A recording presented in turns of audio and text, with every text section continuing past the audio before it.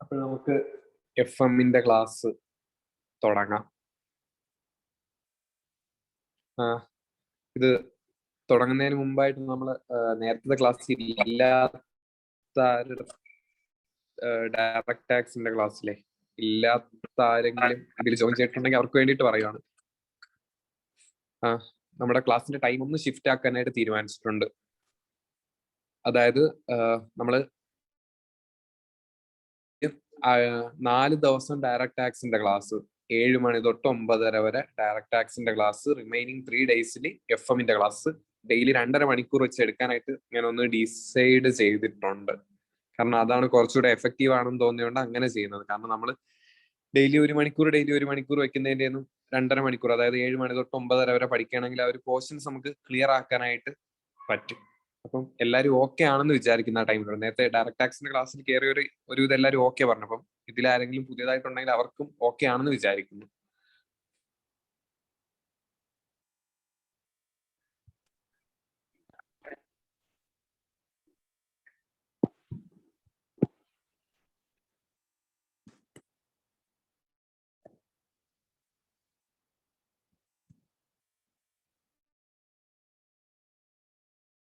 Okay,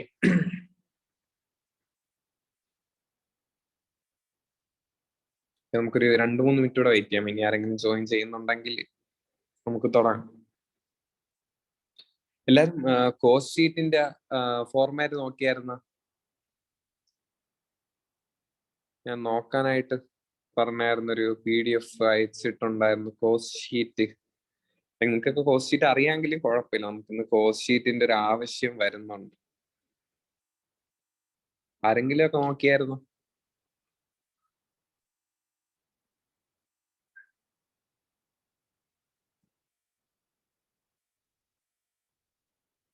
ആരും ഒന്നും പറയുന്നില്ല.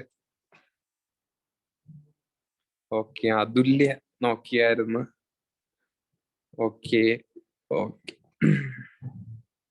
നോക്കിയില്ലെങ്കിലും കുഴപ്പമില്ല. നമ്മുടെ മുമ്പ് നിങ്ങൾ കോസ്റ്റിംഗ് ഒക്കെ പഠിച്ചിട്ടുള്ള സമയത്തുള്ള കോസ്റ്റ് ഷീറ്റ് തന്നെ ആ കോസ്റ്റ് ഷീറ്റ്, പ്രത്യേകിച്ച് വ്യത്യാസമൊന്നുമില്ല. നമുക്കത് ഇന്ന് ആവശ്യമുണ്ട്.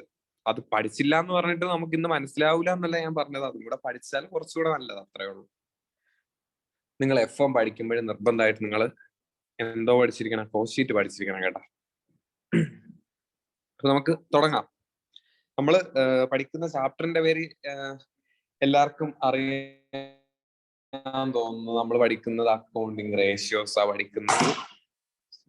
നമ്മൾ എന്തിനു വേണ്ടിയിട്ട് അക്കൗണ്ടിങ് റേഷ്യോസ് ഉപയോഗിക്കുന്നത് എന്നൊക്കെ നമ്മൾ ഇന്നലെ പഠിച്ചായിരുന്നു. മറ്റേ മമ്മൂട്ടിയുടെ മോഹൻലാലിന്റെ ഒക്കെ എക്സാമ്പിൾ വെച്ചിട്ട് നമ്മൾ ഇന്നലെ പറഞ്ഞായിരുന്നു. അപ്പം നമ്മൾ ഇന്നലെ ലാസ്റ്റ് 3 ടൈപ്പ് റേഷ്യോസ് ഒക്കെ പറഞ്ഞാൽ നിർത്തി. ഏതൊക്കെ റേഷ്യോസ് ആണെന്ന് ആർക്കെങ്കിലും ജസ്റ്റ് ഓർമ്മ ഉള്ളവരൊന്ന് പറഞ്ഞാൽ നമുക്ക് ബാക്കി പറയായിരുന്നു. നമ്മൾ 3 ടൈപ്പ് റേഷ്യോസ് പറഞ്ഞായിരുന്നു. കമന്റ് ചെയ്യേ, വോയിസ് ആയിട്ട് മൈക്കിൽ കൂടെ പറയാം, എങ്ങനെ വേണോ ചെയ്യും. 3 റേഷ്യോസ് നമ്മൾ പഠിച്ചിട്ടുണ്ടായിരുന്നു ഇന്നലെ ഒന്നിന്റെയും പെക്കുലാരിറ്റി ബാലൻസ് ഷീറ്റ് റേഷ്യോ ഉണ്ട്, പിന്നെ അടുത്ത റേഷ്യോ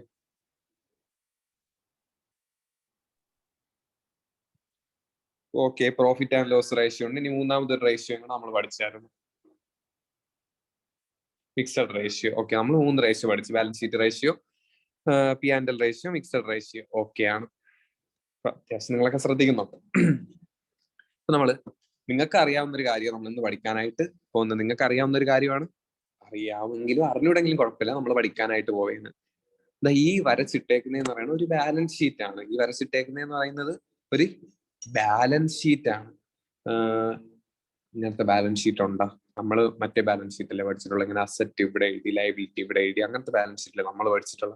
ഇങ്ങനെയുണ്ട് ബാലൻസ് ഷീറ്റ്. നമ്മൾ കമ്പനി അക്കൗണ്ട്സും മറ്റൊക്കെ പഠിക്കുന്ന സമയത്ത് നമ്മൾ കണ്ടിട്ടുള്ളല്ലേ. അതിൽ ഇങ്ങനെ നമുക്ക് വെർട്ടിക്കൽ ഫോർമാറ്റിലല്ലേ നമ്മൾ ബാലൻസ് ഷീറ്റും പി ആൻഡ് എൽ ഒക്കെ പ്രിപ്പയർ ചെയ്യുന്നത്. അതുപോലെ തന്നെ നമ്മൾ ഇവിടെ എഴുതി വെച്ചേക്കുന്ന അതും ഇപ്പൊ പറഞ്ഞ തമ്മിലൊന്നും ഒരു റെലവൻസും ഇല്ല. അറിയാമെങ്കിലും അറിഞ്ഞൂടെങ്കിലും നിങ്ങൾ ഞാൻ പറയുന്നത് ഇനി വ്യക്തമായിട്ട് കേട്ടാൽ മതി. അപ്പൊ നമുക്ക് തുടങ്ങാം, ബാലൻസ് ഷീറ്റിൽ തന്നെ നമുക്ക് തുടങ്ങാം. എല്ലാവരും ഓക്കെ അല്ലേ? വോയിസ് ക്ലിയർ അല്ലേ? എല്ലാവരും ഒരു ഓക്കെ അടിച്ച് നമുക്ക് സ്റ്റാർട്ട് ചെയ്യാം. Okay okay okay okay okay. അപ്പോഴേ നമുക്ക് അസറ്റിൽ തുടങ്ങാം. അസറ്റല്ലേ എപ്പോഴും നമുക്ക് നല്ലത്. നമ്മുടെ ബാലൻസ് ഷീറ്റിൽ ഇതാ ഇവിടെ ഏത് അസറ്റ് ആയിട്ട് എഴുതിയേക്കുന്ന? ഫിക്സഡ് അസറ്റ് അവിടെ എഴുതിയേക്കാണ്. നമുക്ക് ആ ഫിക്സഡ് അസറ്റ് നോക്കാം. നമ്മുടെ ബാലൻസ് ഷീറ്റിൽ ഫിക്സഡ് അസറ്റ് എഴുതിയിട്ടുണ്ട്. നിങ്ങൾക്ക് എല്ലാവർക്കും അറിയാലോ ഫിക്സഡ് അസറ്റ് എന്താണെന്ന്. അതിനെ കുറിച്ചിട്ട് ഞാൻ വലുതായിട്ടൊന്നും പറയുന്നില്ല. ഫിക്സഡ് അസറ്റ് നമ്മൾ അവിടെ എഴുതി വെച്ചിട്ടുണ്ട്. അപ്പം നമുക്ക് ഈ വെറുതെ ഈ ഫിക്സഡ് അസറ്റ് മാത്രം ഉണ്ടായിട്ട് കാര്യമില്ല. ആ ഫിക്സഡ് അസറ്റിന്റെ വർക്കിങ്ങിനായിട്ട്, അതിന്റെ സ്മൂത്ത് വർക്കിങ്ങിനായിട്ട് നമുക്ക് കുറച്ച് അഡീഷണൽ ക്യാപിറ്റൽ വേണം. ആ ക്യാപിറ്റലിനെ നമ്മൾ വർക്കിംഗ് ക്യാപിറ്റൽ എന്ന് കൂടി വിളിക്കും. അപ്പൊ നമ്മുടെ അസറ്റ് സൈഡ് നമ്മൾ ആദ്യം എഴുതിയേക്കുന്ന ഐറ്റം ഏതാണ്?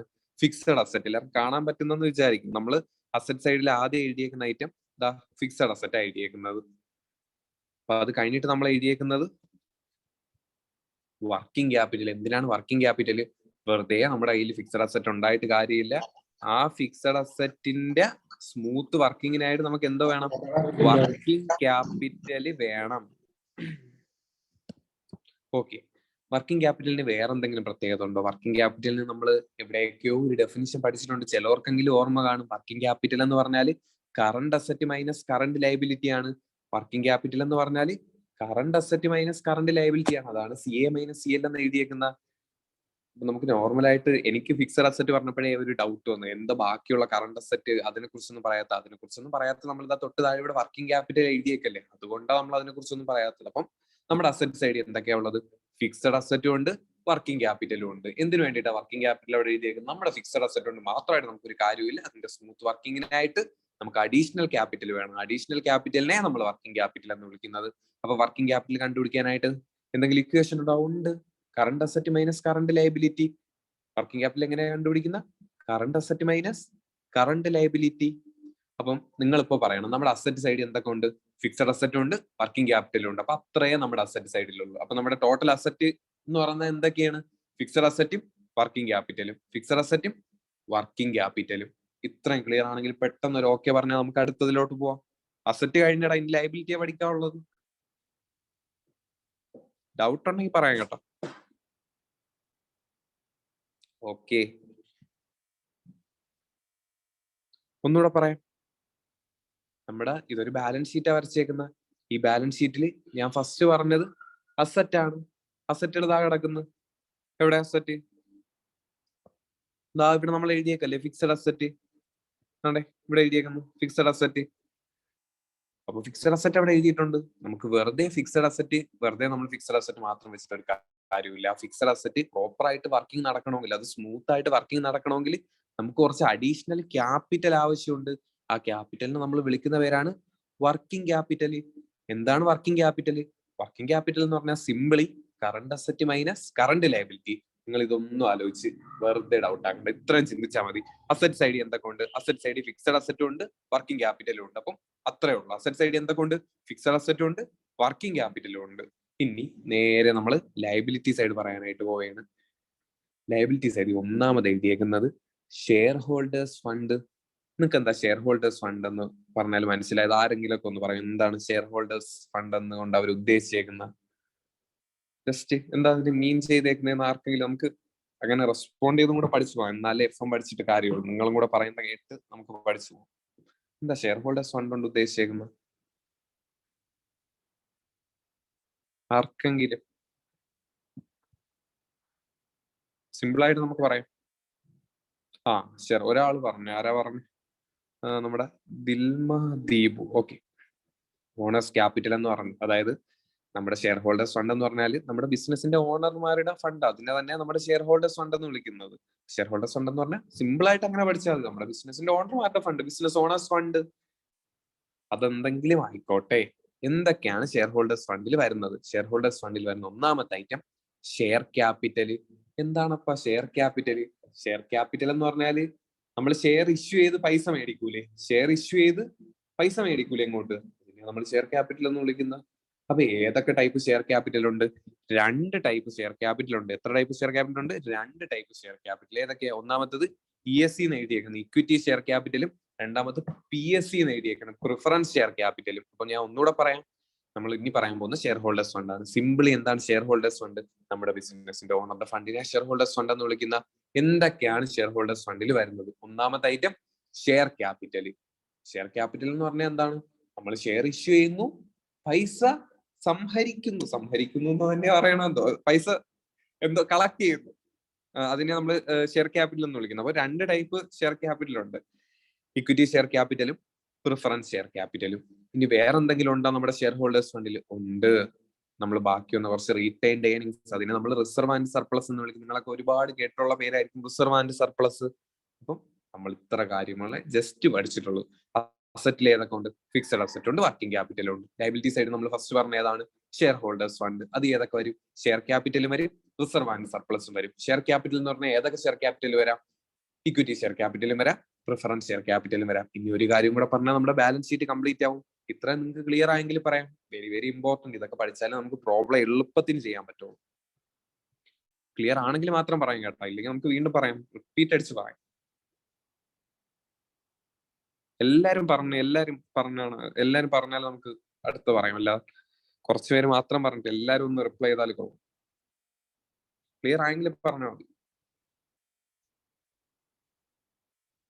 ഓക്കെ, ഇനി ഒറ്റ കാര്യം കൂടെ ഉള്ളപ്പോൾ ഷെയർ ഹോൾഡേഴ്സ് ഫണ്ട് എന്ന് പറഞ്ഞാൽ ആരുടെ ഫണ്ടാണ്? നമ്മുടെ ബിസിനസിന്റെ ഓണറുടെ ഫണ്ടാണ്. ചില സമയത്ത് നമുക്ക് ഓണറുടെ ഫണ്ട് കൊണ്ട് മാത്രം അഡിക്വേറ്റ് ആയിട്ടുള്ള കാര്യങ്ങൾ ചെയ്യാനായിട്ട് പറ്റൂല. സ്വന്തമായിട്ട് പൈസ ഇല്ലെങ്കിൽ എന്തോ ചെയ്യും? കടം എടുക്കും. അത് തന്നെ ഇനി ഇവിടെ ചെയ്യാനായിട്ടുള്ളത്. അപ്പൊ നമ്മൾ കടം എടുക്കും. ബോറോഡ് ഫണ്ട്, കടം എടുക്കുന്ന അങ്ങനത്തെ ഫണ്ട് നമ്മൾ എന്താ വിളിക്കും? Borrowed fund. ബോറോഡ് ഫണ്ട് എന്തൊക്കെ ഉണ്ട്? ബോറോഡ് ഫണ്ടിൽ സെക്വേർഡ് ലോണും അൺസെക്വേർഡ് ലോണും, സെക്വേർഡ് ലോണും അൺസെക്വേർഡ് ലോണും. നമ്മൾ സെക്യൂരിറ്റി വെച്ചിട്ട് അതിന് അഗെയിൻസ്റ്റ് ആയിട്ട് ലോൺ എടുക്കണമെങ്കിൽ നമ്മൾ അതിനെ സെക്വേർഡ് ലോൺ എന്ന് വിളിക്കും. അല്ലാണ്ടുള്ള ലോണിനെ അൺസെക്വേർഡ് ലോൺ എന്ന് വിളിക്കും. അല്ലാണ്ടുള്ള ലോണിനെ അൺസെക്വേർഡ് ലോൺ എന്ന് വിളിക്കും. അപ്പൊ ഞാൻ ലയബിലിറ്റി സൈഡ് ഒന്നുകൂടെ ഷോർട്ട് ആക്കി പറയാം. എന്തൊക്കെയാ ലയബിലിറ്റി സൈഡിലുള്ളത്? ഷെയർ ഹോൾഡേഴ്സ് ഫണ്ട് ഉണ്ട്. ഇനി ഞാൻ ഈ ചാപ്റ്റർ മൊത്തം പറയുമ്പോഴും ഷെയർ ഹോൾഡേഴ്സ് ഫണ്ട് എന്ന് മാത്രമേ പറയുള്ളൂ. അപ്പൊ നിങ്ങൾ ആലോചിക്കണം എന്തൊക്കെയാ ഷെയർ ഹോൾഡേഴ്സ് ഫണ്ടിൽ വരുന്ന. ഷെയർ ക്യാപിറ്റലും വരും, റിസർവ് ആൻഡ് സർപ്ലസും വരും. നിങ്ങളും കൂടെ ഞാൻ പറയുന്നതിന്റെ കൂട്ടത്തിൽ ഒന്ന് പറയാനായിട്ട് നോക്കണേ. അപ്പം നമ്മുടെ ബാലൻസ് ഷീറ്റ് എന്തൊക്കെയാ വരുന്ന? ലയബിലിറ്റി സൈഡ് എന്തൊക്കെയാ വരുന്ന? ഷെയർ ഹോൾഡേഴ്സ് ഫണ്ട് വരും. ഷെയർ ഹോൾഡേഴ്സ് ഫണ്ട് എന്ന് പറഞ്ഞാൽ വെറുതെ അത് മാത്രം അങ്ങനെയാ പറയുന്നത്? അല്ല. ഷെയർ ക്യാപിറ്റൽ വരാം. ഷെയർ ക്യാപിറ്റൽ എന്ന് പറഞ്ഞാൽ ഇക്വിറ്റി ഷെയർ ക്യാപിറ്റലും വരാം, പ്രിഫറൻസ് ഷെയർ ക്യാപിറ്റലും വരാം. അത് കൂടാതെ റിസർവ് ആൻഡ് സർപ്ലസും വരാം. പിന്നെ എന്തെങ്കിലും ലയബിലിറ്റി സൈഡിലുണ്ടോ? ബോറോഡ് ഫണ്ട് ഉണ്ട്. ബോറോഡ് ഫണ്ട് എന്ന് പറഞ്ഞാൽ എന്തൊക്കെ വരാം? നമ്മുടെ സെക്വേർഡ് ലോൺ വരാം, അൺസെക്വേർഡ് ലോൺ വരാം. സെക്വേർഡ് ലോൺ എന്ന് പറഞ്ഞാൽ എന്തെങ്കിലും സെക്യൂരിറ്റിക്ക് അഗൈൻസ്റ്റ് ആയിട്ട് നമ്മൾ എടുത്തേക്കുന്ന ലോൺ. അൺസെക്വേർഡ് ലോൺ എന്ന് പറഞ്ഞാൽ അങ്ങനെ സെക്യൂരിറ്റി ഒന്നും ഇല്ല, അല്ലാണ്ട് ലോൺ. ഇത് ഇത്രയാണ് നമ്മുടെ ലയബിലിറ്റി സൈഡിൽ വരുന്ന. അസറ്റ് സൈഡിലോ ഫിക്സഡ് അസറ്റും വർക്കിംഗ് ക്യാപിറ്റലും വരുന്നത്. അപ്പം നമ്മളെ ലയബിലിറ്റി സൈഡിലോട്ട് ഒന്നും കൂടെ നോക്കിയേ. നമ്മൾ ഷെയർ ഹോൾഡേഴ്സ് ഫണ്ടും ഉണ്ട്, ബോറോഡ് ഫണ്ടും ഉണ്ട്. നമ്മൾ ഈ ഫണ്ടൊക്കെ കളക്ട് ചെയ്യില്ലേ, ഇത് നമ്മുടെ ക്യാപിറ്റലിന്റെ. അപ്പൊ ഇത് നമുക്ക് നമ്മുടെ ക്യാപിറ്റൽ എംപ്ലോയിഡ് എന്ന് വിളിച്ചൂടെ? വിളിക്കാമല്ലോ, അതിനൊന്നും ഒരു പ്രശ്നവും. നമ്മുടെ ക്യാപിറ്റൽ എംപ്ലോയിഡ് എന്ന് വിളിച്ചൂടെ? വിളിക്കാം. കാരണം നമ്മൾ ഷെയർ ഹോൾഡേഴ്സ് ഫണ്ട് ആയാലും ബോറോഡ് ഫണ്ട് ആയാലും ഇതെല്ലാം നമ്മുടെ ക്യാപിറ്റൽ എംപ്ലോയിഡ് അല്ലേ? ആണ്. അപ്പം ഇതിന് നമ്മൾ ക്യാപിറ്റൽ എംപ്ലോയിഡ് എന്ന് വിളിക്കുവാണ്, അല്ലെങ്കിൽ സോഴ്സ് ഓഫ് ഫണ്ട് എന്ന് വിളിക്കുവാണ്. 2 പേര് നമ്മൾ പഠിക്കണം. കാരണം ഏതാണ് എക്സാമിന് ചോദിക്കുന്നതെന്ന് നമുക്കറിയൂല. ഒന്നുകിൽ ഞാൻ എന്തോ വിളിക്കും? ക്യാപിറ്റൽ എംപ്ലോയിഡ് എന്ന് വിളിക്കും, അല്ലെങ്കിൽ സോഴ്സ് ഓഫ് ഫണ്ട് എന്ന് വിളിക്കും. സോഴ്സ് എന്ന് പറഞ്ഞാൽ നമുക്ക് ഇങ്ങോട്ട് വരുന്നതല്ല പൈസ, അല്ല നമ്മളൊന്നും അങ്ങോട്ട് കൊടുക്കുന്നതല്ല. എല്ലാ പൈസ നമുക്ക് ഇങ്ങോട്ട് വരുന്നതാണ്. അതുകൊണ്ട് അവിടെ സോഴ്സ് ഓഫ് ഫണ്ട് എന്ന് പറഞ്ഞേക്കുന്ന. ഞാൻ ഒന്നുകൂടെ പറയാമേ.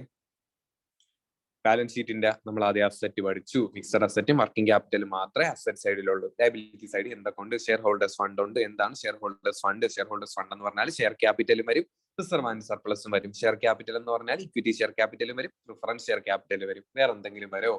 ബോറോഡ് ഫണ്ട് വരും. ബോറോഡ് ഫണ്ട് എന്തൊക്കെ വരും? സെക്യൂർഡ് ലോൺ വരും, അൺസെക്യൂർഡ് ലോൺ വരും. ഈ ലയബിലിറ്റി, അതായത് ഈ ഫണ്ടുകളുടെ രണ്ടും കൂടെ ചേർത്ത് നമ്മൾ എന്തോ വിളിക്കുന്ന? ക്യാപിറ്റൽ എംപ്ലോയിഡ് എന്ന് വിളിക്കും, അല്ലെങ്കിൽ സോഴ്സ് ഓഫ് ഫണ്ട് എന്ന് വിളിക്കും. ഇനി ഒരു കാര്യം കൂടെ പറഞ്ഞാൽ നമ്മുടെ ബാലൻസ് ഷീറ്റ് തീരെയാണ് ഈ ഇപ്പൊ കിട്ടിയ ക്യാപിറ്റലിലെ നമ്മൾ താഴെ കൊണ്ടുവന്ന് നമ്മുടെ ഫിക്സഡ് അസറ്റിലും വർക്കിംഗ് ക്യാപിറ്റലൊക്കെ ഇൻവെസ്റ്റ് ചെയ്യാനായിട്ട് പോകുന്നത്, അല്ലാണ്ട് നമുക്ക് വേറെ ഏതെങ്കിലും ഫണ്ട് ഉണ്ടായില്ല. അപ്പം നമ്മളിതാ ഇവിടെ ഉള്ള, അതായത് നമുക്ക് ഇവിടെ ഈ ഉള്ള ക്യാപിറ്റൽ എംപ്ലോയിഡിനല്ലേ നമ്മൾ കൊണ്ടുവന്ന ഇവിടെ ഇൻവെസ്റ്റ് ചെയ്യുന്നത്. അപ്പം ഇവിടെയും നമുക്ക് ഇതിനെയും ക്യാപിറ്റൽ എംപ്ലോയിഡ് എന്ന് പറഞ്ഞൂടെ? കാരണം ഇവിടെ ഉള്ള ഈ ക്യാപിറ്റൽ എംപ്ലോയിഡ് അല്ലേ നമ്മൾ ഇവിടെയും കൊണ്ടുവന്ന് ഇൻവെസ്റ്റ് ചെയ്യുന്നത്. പിന്നെ അതിനെ നമുക്ക് ക്യാപിറ്റൽ എംപ്ലോയിഡ് എന്ന് തന്നെ പറയാം. അതുകൊണ്ട് ഒരു പ്രശ്നവും ഇല്ല. ലാസ്റ്റ് കിട്ടുന്ന അതിനെ നമുക്ക് ക്യാപിറ്റൽ എംപ്ലോയിഡ് എന്ന് പറയാം. അല്ലെങ്കിൽ എന്തോ പറയും? നമ്മൾ ആപ്ലിക്കേഷൻ ഓഫ് ഫണ്ട് എന്ന് പറയും. കാരണം നമ്മളിവിടെ ഇൻവെസ്റ്റ് ചെയ്യല്ലേ, നമ്മളെ പൈസ പോവുകയാണ്, നമ്മൾ ആപ്ലിക്കേഷൻ ഓഫ് ഫണ്ട് എന്ന് പറയും. നിങ്ങൾ ഇത്രയൊന്നും ചിന്തിച്ചില്ലെങ്കിലും ജസ്റ്റ് ബേസിക് ആയിട്ട് ഇത്രയും കാര്യം ഒന്ന് പഠിച്ചു വെച്ചിരുന്നാൽ മതി. ബാലൻസ് ഷീറ്റ് എന്തൊക്കെ വരും? ഫിക്സഡ് അസറ്റും വർക്കിംഗ് ക്യാപിറ്റലും കൂടെ ചേരുമ്പോൾ അസറ്റ് സൈഡ് കംപ്ലീറ്റ് ആവും. ലയബിലിറ്റി സൈഡ് എന്തൊക്കെ വരും? Share holders fund, borrowed fund വരും. ഷെയർ ഹോൾഡേഴ്സ് ഫണ്ട് എന്തൊക്കെ വരും? ഷെയർ ക്യാപിറ്റൽ വരും, റിസർവ് ആൻഡ് സർപ്ലസ് വരും. ഷെയർ ക്യാപിറ്റൽ എന്ന് പറഞ്ഞാൽ ഇക്വിറ്റി ഷെയർ ക്യാപിറ്റലും വരും, പ്രിഫറൻസ് ഷെയർ ക്യാപിറ്റലും വരും. ബോറോഡ് ഫണ്ട് എന്ന് പറഞ്ഞാൽ സെക്യൂർഡ് ലോൺ വരും, അൺസെക്യൂർഡ് ലോണും വരും. നമ്മൾ ഈ ഷെയർ ഹോൾഡേഴ്സ് ഫണ്ടിനെ ബോറോഡ് ഫണ്ടിനെയും കൂടെ ചേർത്ത് ക്യാപിറ്റൽ എംപ്ലോയിഡ് എന്ന് വിളിക്കും, അല്ലെങ്കിൽ സോഴ്സ് ഓഫ് ഫണ്ട് എന്ന് വിളിക്കും. ഇതേ സെയിം ക്യാപിറ്റൽ ആണ് നമ്മൾ താഴെ ഇൻവെസ്റ്റ് ചെയ്യുന്നത്, അതുകൊണ്ട് അതിനെയും ക്യാപിറ്റൽ എംപ്ലോയിഡ് എന്ന് വിളിക്കാം, അല്ലെങ്കിൽ ആപ്ലിക്കേഷൻ ഓഫ് ഫണ്ട് എന്ന് വിളിക്കാം. ഇത്രയും നിങ്ങൾക്ക് ക്ലിയർ ആണെങ്കിൽ പറയാം, അല്ലെങ്കിൽ നമുക്ക് വീണ്ടും റിവൈസ് ചെയ്യാം. നിങ്ങൾ ജസ്റ്റ് ഇതൊന്ന് ഒരു കാര്യം കൂടെ, എഫ് എം പഠിക്കുമ്പോഴേ നിങ്ങൾ മാക്സിമം ഞാൻ പറയുന്ന പോയിന്റ്സ് എഴുതി എടുക്കാനായിട്ട് നോക്കണം കേട്ടോ. ഈ ബാലൻസ് ഷീറ്റ് ഒന്നും നിങ്ങൾ ഇപ്പൊ ഒന്നും ചെയ്യണ്ട. മാക്സിമം ഞാൻ പറയുന്ന ഒരു പോയിന്റ്സ് നിങ്ങൾക്ക്, ഞാൻ ഇങ്ങനെ എടുത്തെടുത്ത് പറയുന്ന പോയിന്റ്സ് നിങ്ങളൊന്ന് ജസ്റ്റ് നോട്ട് ചെയ്ത് പോകുന്നത് നല്ലതാണ്. നിങ്ങൾക്ക് റെഫറൻസ് ഉപയോഗിക്കാം. ക്ലിയർ ആണെങ്കിൽ ഓക്കെ പറയാം. ഏതെങ്കിലും പോർഷൻ ഞാൻ റിപ്പീറ്റ് ചെയ്യണമെങ്കിൽ അതും പറയാം.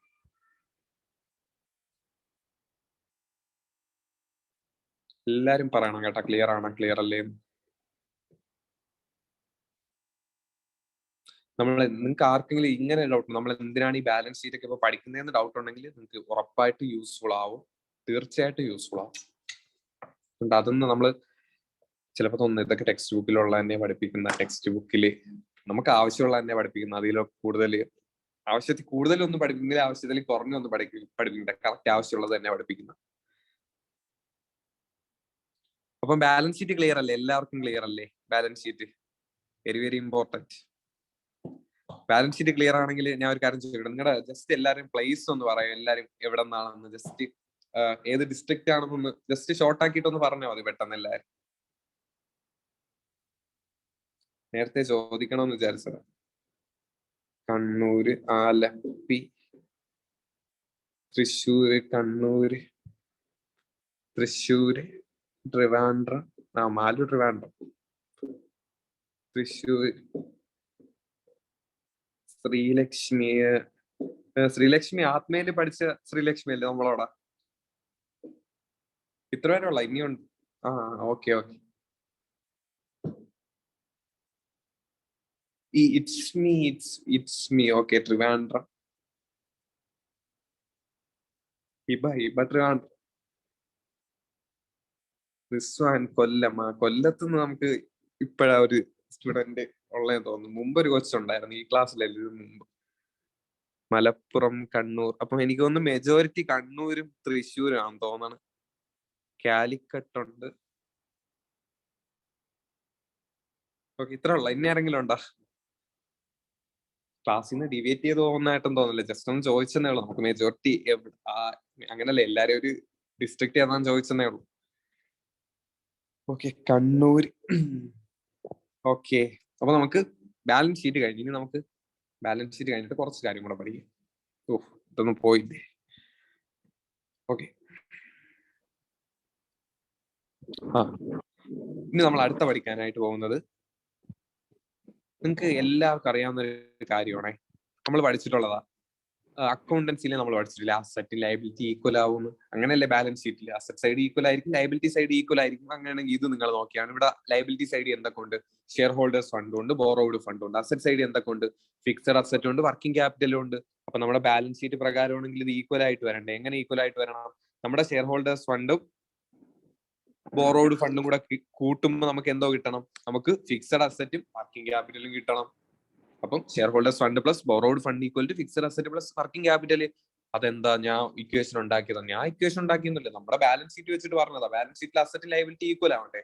നമ്മൾ ലയബിലിറ്റി സൈഡ് നോക്കിയപ്പോൾ അവിടെ എന്തൊക്കെയാ വന്നേക്കുന്നത്? ഷെയർ ഹോൾഡേഴ്സ് ഫണ്ടും ബോറോഡ് ഫണ്ടും രണ്ടും കൂടെ ആഡ് ചെയ്യുമ്പോൾ നമുക്ക് ഇപ്പുറത്തുള്ളത് വരണ്ടേ? അസറ്റ്, ഫിക്സഡ് അസറ്റും വർക്കിംഗ് ക്യാപിറ്റലും. അത്രേ പറഞ്ഞിട്ടുള്ളൂ.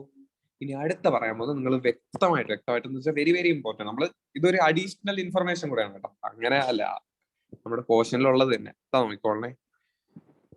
ഷെയർ ഹോൾഡേഴ്സ് ഫണ്ടിനെ വിളിക്കുന്ന വേറൊരു പേരാണ്, ഷെയർ ഹോൾഡേഴ്സ് ഫണ്ടിനെ വിളിക്കുന്ന വേറൊരു പേരാണ്, വേറെ ഒരു പേരല്ല, വേറെ 2-3 പേരുണ്ട്. നെറ്റ് വർത്ത് എന്ന് വിളിക്കാം. അപ്പൊ ഷെയർ ഹോൾഡേഴ്സ് ഫണ്ടിനെ നമുക്ക് എന്തൊക്കെ വിളിക്കാം? നെറ്റ് വർത്ത് എന്ന് വിളിക്കാം, ഓണേഴ്സ് ഫണ്ട് എന്ന് വിളിക്കാം, പ്രൊപ്രൈറ്ററി ഫണ്ട് എന്ന് വിളിക്കാം, ഇക്വിറ്റി എന്ന് വിളിക്കാം. ഇപ്പൊ നിങ്ങൾ പഠിക്കണം ഈ 4 പേരും. ഷെയർ ഹോൾഡേഴ്സ് ഫണ്ടിനെ നമുക്ക് എന്തൊക്കെ വിളിക്കാം? നെറ്റ് വർത്ത് എന്ന് വിളിക്കാം, ഓണേഴ്സ് ഫണ്ട് എന്ന് വിളിക്കാം, പ്രൊപ്രൈറ്ററി ഫണ്ട് എന്ന് വിളിക്കാം, അല്ലെങ്കിൽ ഇക്വിറ്റി എന്ന് വിളിക്കാം. 4 പേരെ ഞാൻ പറഞ്ഞോളൂ, എനിക്കൊന്ന് 4 പേരെ ഉള്ള. ഷെയർ ഹോൾഡേഴ്സ് ഫണ്ട് നമുക്ക് എന്തൊക്കെ വിളിക്കാം? നെറ്റ് വർത്ത് എന്ന് വിളിക്കാം, ഓണേഴ്സ് ഫണ്ട് എന്ന് വിളിക്കാം, പ്രൊപ്രൈറ്ററി ഫണ്ട് എന്ന് വിളിക്കാം, ഇക്വിറ്റി എന്ന് വിളിക്കാം. എന്തുകൊണ്ട് 4 പേര് പറയുന്നു? ഒരു പേര് തന്നെ പഠിക്കാൻ പാടില്ല, പിന്നെ എന്തിനും 4 പേര് പറയുന്നു? കാരണം ഏത് പേരാണ് എക്സാമിന് ചോദിക്കുന്നതെന്ന് എനിക്കറിയില്ല. ഏത് പേര് വേണോ എക്സാമിന് ചോദിക്കാനായിട്ട് ചാൻസ് ഉണ്ട്. അപ്പം ചിലപ്പോൾ നെറ്റ് വർത്ത് എന്ന് ചോദിക്കാം, ചിലപ്പം നമ്മുടെ ബാലൻസ് ഷീറ്റ് നെറ്റ് വർത്ത് എന്നായിരിക്കും കൊടുത്തേക്കുന്നത് ഷെയർ ഹോൾഡേഴ്സ് ഫണ്ടിന് പകരം, ചിലപ്പം പ്രൊപ്രൈറ്ററി ഫണ്ട് എന്നായിരിക്കും, ചിലപ്പോൾ നമ്മുടെ ക്വസ്റ്റിന് കാൽക്കുലേറ്റ് ചെയ്യാൻ പറയുന്ന കാൽക്കുലേറ്റ് പ്രൊപ്രൈറ്ററി ഫണ്ട് എന്നായിരിക്കും. അപ്പൊ നമ്മൾ ചിന്തിക്കും എന്താണ് പ്രൊപ്രൈറ്ററി ഫണ്ട്? നമ്മൾ പഠിപ്പിച്ചിട്ടില്ല, കേട്ടിട്ടില്ല. അങ്ങനെയല്ല, അതെല്ലാം ഷെയർ ഹോൾഡേഴ്സ് ഫണ്ടിന്റെ വേറൊരു പേര്. അപ്പൊ ഷെയർ ഹോൾഡേഴ്സ് ഫണ്ടിന്റെ വേറെ പേരെന്തൊക്കെയാ? നെറ്റ് വർത്ത് എന്ന് പറയാം, ഓണേഴ്സ് ഫണ്ട് എന്ന് പറയാം, പ്രൊപ്രൈറ്ററി ഫണ്ട് എന്ന് പറയാം, ഇക്വിറ്റി എന്ന് പറയാം. ഇനി നിങ്ങൾക്ക് ആർക്കെങ്കിലും ഓർമ്മ ഉണ്ടാകുന്നോ? ഇന്നലെ നമ്മൾ പഠിച്ച സമയത്ത് ഒരു റേഷ്യോ പറഞ്ഞായിരുന്നു. ആ റേഷ്യോയുടെ പേരാണ് return on share holders fund. നമ്മൾ ലാസ്റ്റ് മിക്സഡ് റേഷ്യോ പറഞ്ഞപ്പോൾ ജസ്റ്റ് പേര് പറഞ്ഞപ്പോൾ അവിടെ ഈ ഒരു റേഷ്യോ കൂടെ പറഞ്ഞിട്ടുണ്ടായിരുന്നു. അപ്പം ഈ റേഷ്യോയുടെ പേര്, ഫുൾ പേര് നിങ്ങൾ നോക്കിയാൽ നമ്മൾ എഴുതിയേക്കുന്നത് എന്താണ്? Return on share holders fund എന്നാണ് എഴുതിയേക്കുന്നത്. Return on share holders fund. അപ്പൊ ഇതിന് പല പേരായിട്ട് നമുക്ക് മാറ്റി പറഞ്ഞൂടെ? ഇതിനെ വേണമെങ്കിൽ നമുക്ക് റിട്ടേൺ ഓൺ ഈ ഷെയർ ഹോൾഡേഴ്സ് ഫണ്ട് മാറ്റിയിട്ട് റിട്ടേൺ ഓൺ നെറ്റ് വർത്ത് എന്ന് വേണമെങ്കിൽ വിളിക്കാം, റിട്ടേൺ ഓൺ ഓണേഴ്സ് ഫണ്ട് എന്ന് വേണമെങ്കിൽ വിളിക്കാം, റിട്ടേൺ ഓൺ പ്രൊപ്രൈറ്ററി ഫണ്ട് എന്ന് വേണമെങ്കിൽ വിളിക്കാം. ഏറ്റവും കോമൺ ആയിട്ട് ചോദിച്ച് കണ്ടിട്ടുള്ളത് റിട്ടേൺ ഓൺ ഇക്വിറ്റി എന്ന് വേണമെങ്കിലും വിളിക്കാം. ഇതൊരു റേഷ്യോ ആണ് ഞാൻ എഴുതിയേക്കുന്നത്. ജസ്റ്റ് ഒന്ന് നിങ്ങൾക്ക് പറഞ്ഞുതരാൻ വേണ്ടിയിട്ട് എഴുതിയതാ. നമ്മൾ ഇന്നലെ ജസ്റ്റ് പേര് പറഞ്ഞ റേഷ്യോ ആണ് return on share holders fund എന്ന്. അപ്പൊ ആ ഷെയർ ഹോൾഡേഴ്സ് ഫണ്ടിനെ നമുക്ക് മാറ്റി വിളിച്ചൂടെ? നെറ്റ് വർത്ത് എന്ന് വേണമെങ്കിൽ വിളിക്കാം. അപ്പൊ റിട്ടേൺ ഓൺ നെറ്റ് വർത്ത് എന്ന് പറഞ്ഞൂടെ? പറയാലോ, ഒരു കുഴപ്പമില്ല. റിട്ടേൺ ഓൺ ഓണേഴ്സ് ഫണ്ട് എന്ന് പറഞ്ഞൂടെ? പറയാം. റിട്ടേൺ ഓൺ പ്രൊപ്രൈറ്ററി ഫണ്ട് എന്ന് പറഞ്ഞൂടെ? അതുപോലെ റിട്ടേൺ ഓൺ ഇക്വിറ്റി എന്നും പറഞ്ഞൂടെ? പറയാലോ, എല്ലാം പറയാം, ഒരു പ്രശ്നവും ഇല്ല. അപ്പൊ നമ്മുടെ ഇത്ര നിങ്ങൾക്ക് ക്ലിയർ ആണെങ്കിൽ പറയാം, അല്ലെങ്കിൽ ഞാൻ വീണ്ടും പറയാം. എല്ലാരും ക്ലിയർ ആണെങ്കിൽ പെട്ടെന്ന് ഓക്കെ പറഞ്ഞാൽ നമുക്ക് അടുത്ത പറയാം.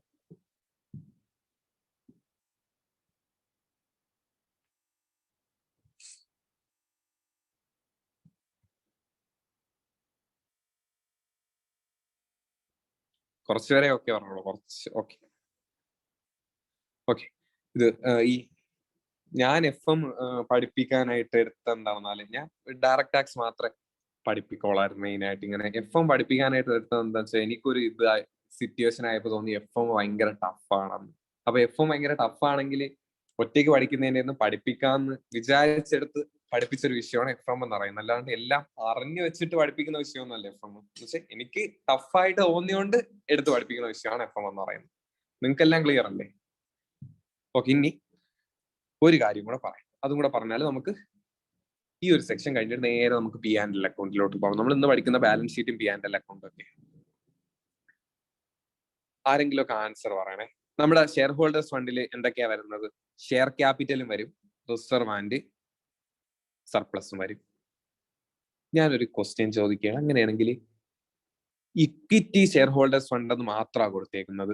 നമ്മുടെ ക്വസ്റ്റ്യനിൽ ഷെയർ ഹോൾഡേഴ്സ് ഫണ്ട് എന്നല്ല ബാലൻസ് ഷീറ്റിൽ ഹെഡിങ് കൊടുത്തേക്കണം. ഇവിടെ ഈ ഹെഡിങ് കൊടുത്തേക്കുന്ന സ്ഥലത്തെ, ഇവിടെ ഈ ഹെഡിങ് കൊടുത്തേക്കുന്ന സ്ഥലത്ത് അവർ ഹെഡിങ് ആയിട്ട് കൊടുത്തേക്കുന്നതെന്ന് പറയുന്നത്, ഇവിടെ ഹെഡിങ് കൊടുത്തേക്കുന്നതെന്ന് പറഞ്ഞാൽ അവർ കൊടുത്തേക്കുന്നത് ഷെയർ ഹോൾഡേഴ്സിന് പകരം അവർ ഇക്വിറ്റി ഷെയർ ഹോൾഡേഴ്സ് ഫണ്ട് എന്നാ പറഞ്ഞേക്കുന്നത്. അതിന്റെ അർത്ഥം എന്തരായിരിക്കും? അവർ പറഞ്ഞേക്കുന്നത് ഷെയർ ഹോൾഡേഴ്സ് ഫണ്ട് എന്നൊന്നുമല്ല, ഇക്വിറ്റി ഷെയർ ഹോൾഡേഴ്സ് ഫണ്ട് എന്നാണ്. അങ്ങനെയാണെങ്കിൽ നിങ്ങൾക്ക് എന്താണ് തോന്നുന്നത്? അവിടെ എന്തായിരിക്കും അവർ അങ്ങനെ മീൻ ചെയ്തേക്കുന്നത്? സിമ്പിൾ ആയിട്ട് ഞാൻ പറയാം. എന്താണ് ഞാൻ ചോദിച്ചതെന്ന് വെച്ചാൽ, ചില ബാലൻസ് ഷീറ്റിൽ അവർ ഈ ഷെയർ ഹോൾഡേഴ്സ് ഫണ്ടിന് വരെ അവിടെ കൊടുത്തേക്കുന്നതെന്ന് പറയുന്നത് ഇക്വിറ്റി ഷെയർ ഹോൾഡേഴ്സ് ഫണ്ട് എന്നായിരിക്കും. അതിന്റെ മീനിങ് എന്തായിരിക്കും? ആർക്കെങ്കിലും ജസ്റ്റ് നിങ്ങൾക്ക് ഗസ് അടിച്ച് പറയാം, അതിനൊന്നും ഒരു കുഴപ്പമില്ല.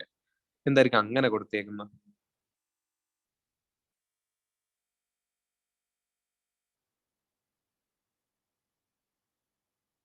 ആരെങ്കിലും പറഞ്ഞായിരുന്നു നിങ്ങൾക്ക് ഏത് ആൻസർ ആണോ പറയാം.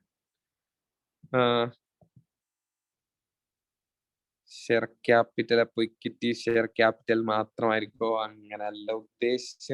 ഓക്കെ. രണ്ടുപേരെ പറഞ്ഞോളൂ. ആർക്കെങ്കിലും വേറെ? ഓണേഴ്സ് ഫണ്ട് വേറെ?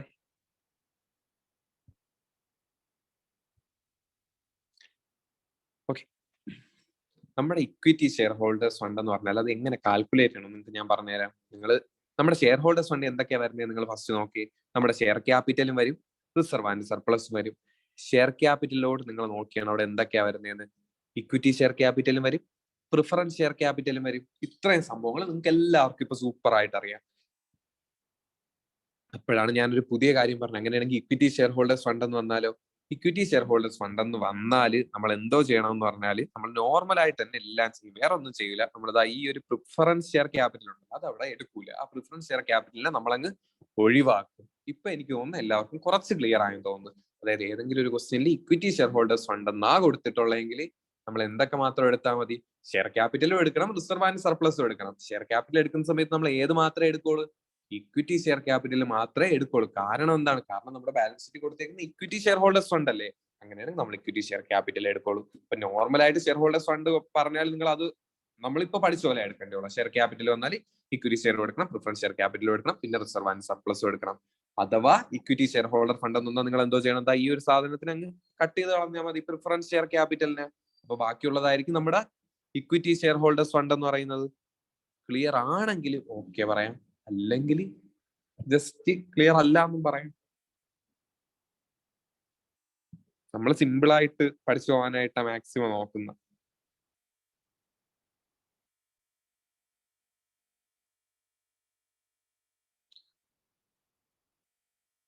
ഓക്കെ,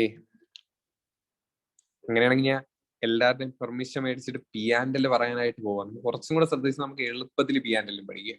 ബാലൻസ് ഷീറ്റ് പഠിച്ച പോലെ പി ആൻഡ് എല്ലും പഠിക്കാം.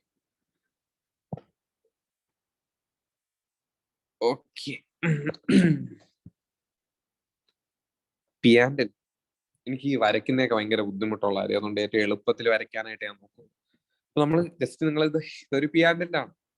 ഇത് വെർട്ടിക്കൽ ഫോർമാറ്റിലുള്ള പി ആൻഡ് എൽ സ്റ്റേറ്റ്മെന്റ് ആണ്. നമ്മൾ ഇവിടെ എങ്ങനെയാ പി ആൻഡ് എൽ ചെയ്യുന്നത് ഞാൻ നോക്കാമേ. നമ്മൾ ഫസ്റ്റ് ഈ വർഷത്തെ സെയിൽസ് എഴുതും.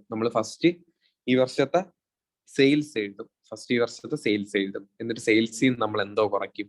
നമ്മുടെ കോസ്റ്റ് ഓഫ് ഗുഡ്സ് സോൾഡ് കുറയ്ക്കും. സെയിൽസിൽ നിന്ന് നമ്മൾ എന്തോ കുറയ്ക്കും? നമ്മുടെ കോസ്റ്റ് ഓഫ് ഗുഡ്സ് സോൾഡ് കുറയ്ക്കും. അതെന്താണ് സാർ? അല്ല സാറ് എന്നെ സാറൊന്നും വിളിക്കണമെന്ന് നിർബന്ധമില്ല കേട്ടോ, ഞാൻ ജസ്റ്റ് പറഞ്ഞപ്പോ ഒന്നായി പോയതാ. അതെന്താണ് cost of goods sold? Cost of goods sold എന്ന് വെച്ചാൽ നിങ്ങളുടെ കോസ്റ്റ് ഷീറ്റിൽ പഠിക്കേണ്ടിയുള്ളതാ. നമ്മൾ ഡയറക്റ്റ് മെറ്റീരിയലും മറ്റേ പ്രൈം കോസ്റ്റ് അങ്ങനെ നമ്മൾ പഠിച്ച് ലാസ്റ്റ് നമ്മൾ അവിടെ എത്തുമല്ലോ കോസ്റ്റ് ഓഫ് ഗുഡ്സ് സോൾഡ് എന്ന് പറയുന്നത്. ആർക്കൊക്കെ അത് അറിയാമെന്നുള്ള ഒരു ജസ്റ്റ് ഒന്ന് ഹാൻഡ് റൈസ് ചെയ്യേ ഓക്കെ പറയുന്നെങ്കിലും. അറിഞ്ഞൂടാത്തൊരു കുഴപ്പമൊന്നുമില്ല കേട്ടോ, നമുക്ക് പ്രശ്നമൊന്നുമില്ല, അത് പഠിച്ചെടുക്കാവുന്നേ ഉള്ളൂ. ആർക്കൊക്കെ അറിയാന്ന് വെച്ചാൽ അതാ ഞാൻ കോസ്റ്റ് ഷീറ്റ് ഒന്ന് നോക്കിയിട്ട് വരാനായിട്ട് പറഞ്ഞത്. നിങ്ങൾക്ക് അറിയായിരിക്കും, നമ്മൾ കോസ്റ്റ് ഷീറ്റ് പഠിച്ചിട്ടില്ലേ? കോസ്റ്റിംഗ് ഫസ്റ്റ് ഗ്രൂപ്പിൽ, സി എം എക്ക് ആണെങ്കിൽ ഫസ്റ്റ് ഗ്രൂപ്പിൽ, സി എക്ക് ആണെങ്കിൽ ഫസ്റ്റ് ഗ്രൂപ്പിൽ തന്നെ. അറിയാവുന്നൊരു ഇത് അറിയാവുന്ന പറഞ്ഞാൽ അറിഞ്ഞൂടാത്തൊരു നോ എന്ന് പറഞ്ഞു, അതിലൊന്നും ഒരു കുഴപ്പമില്ല. എനിക്ക് തന്നെ കോസ്റ്റ് ഷീറ്റ് നോക്കിയാലേ നന്നായിട്ട് പറയാൻ പറ്റും.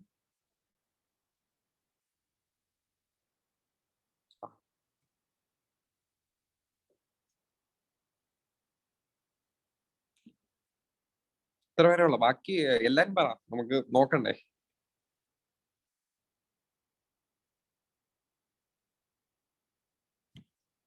എന്താണപ്പ കോസ്റ്റ് ഷീറ്റ്?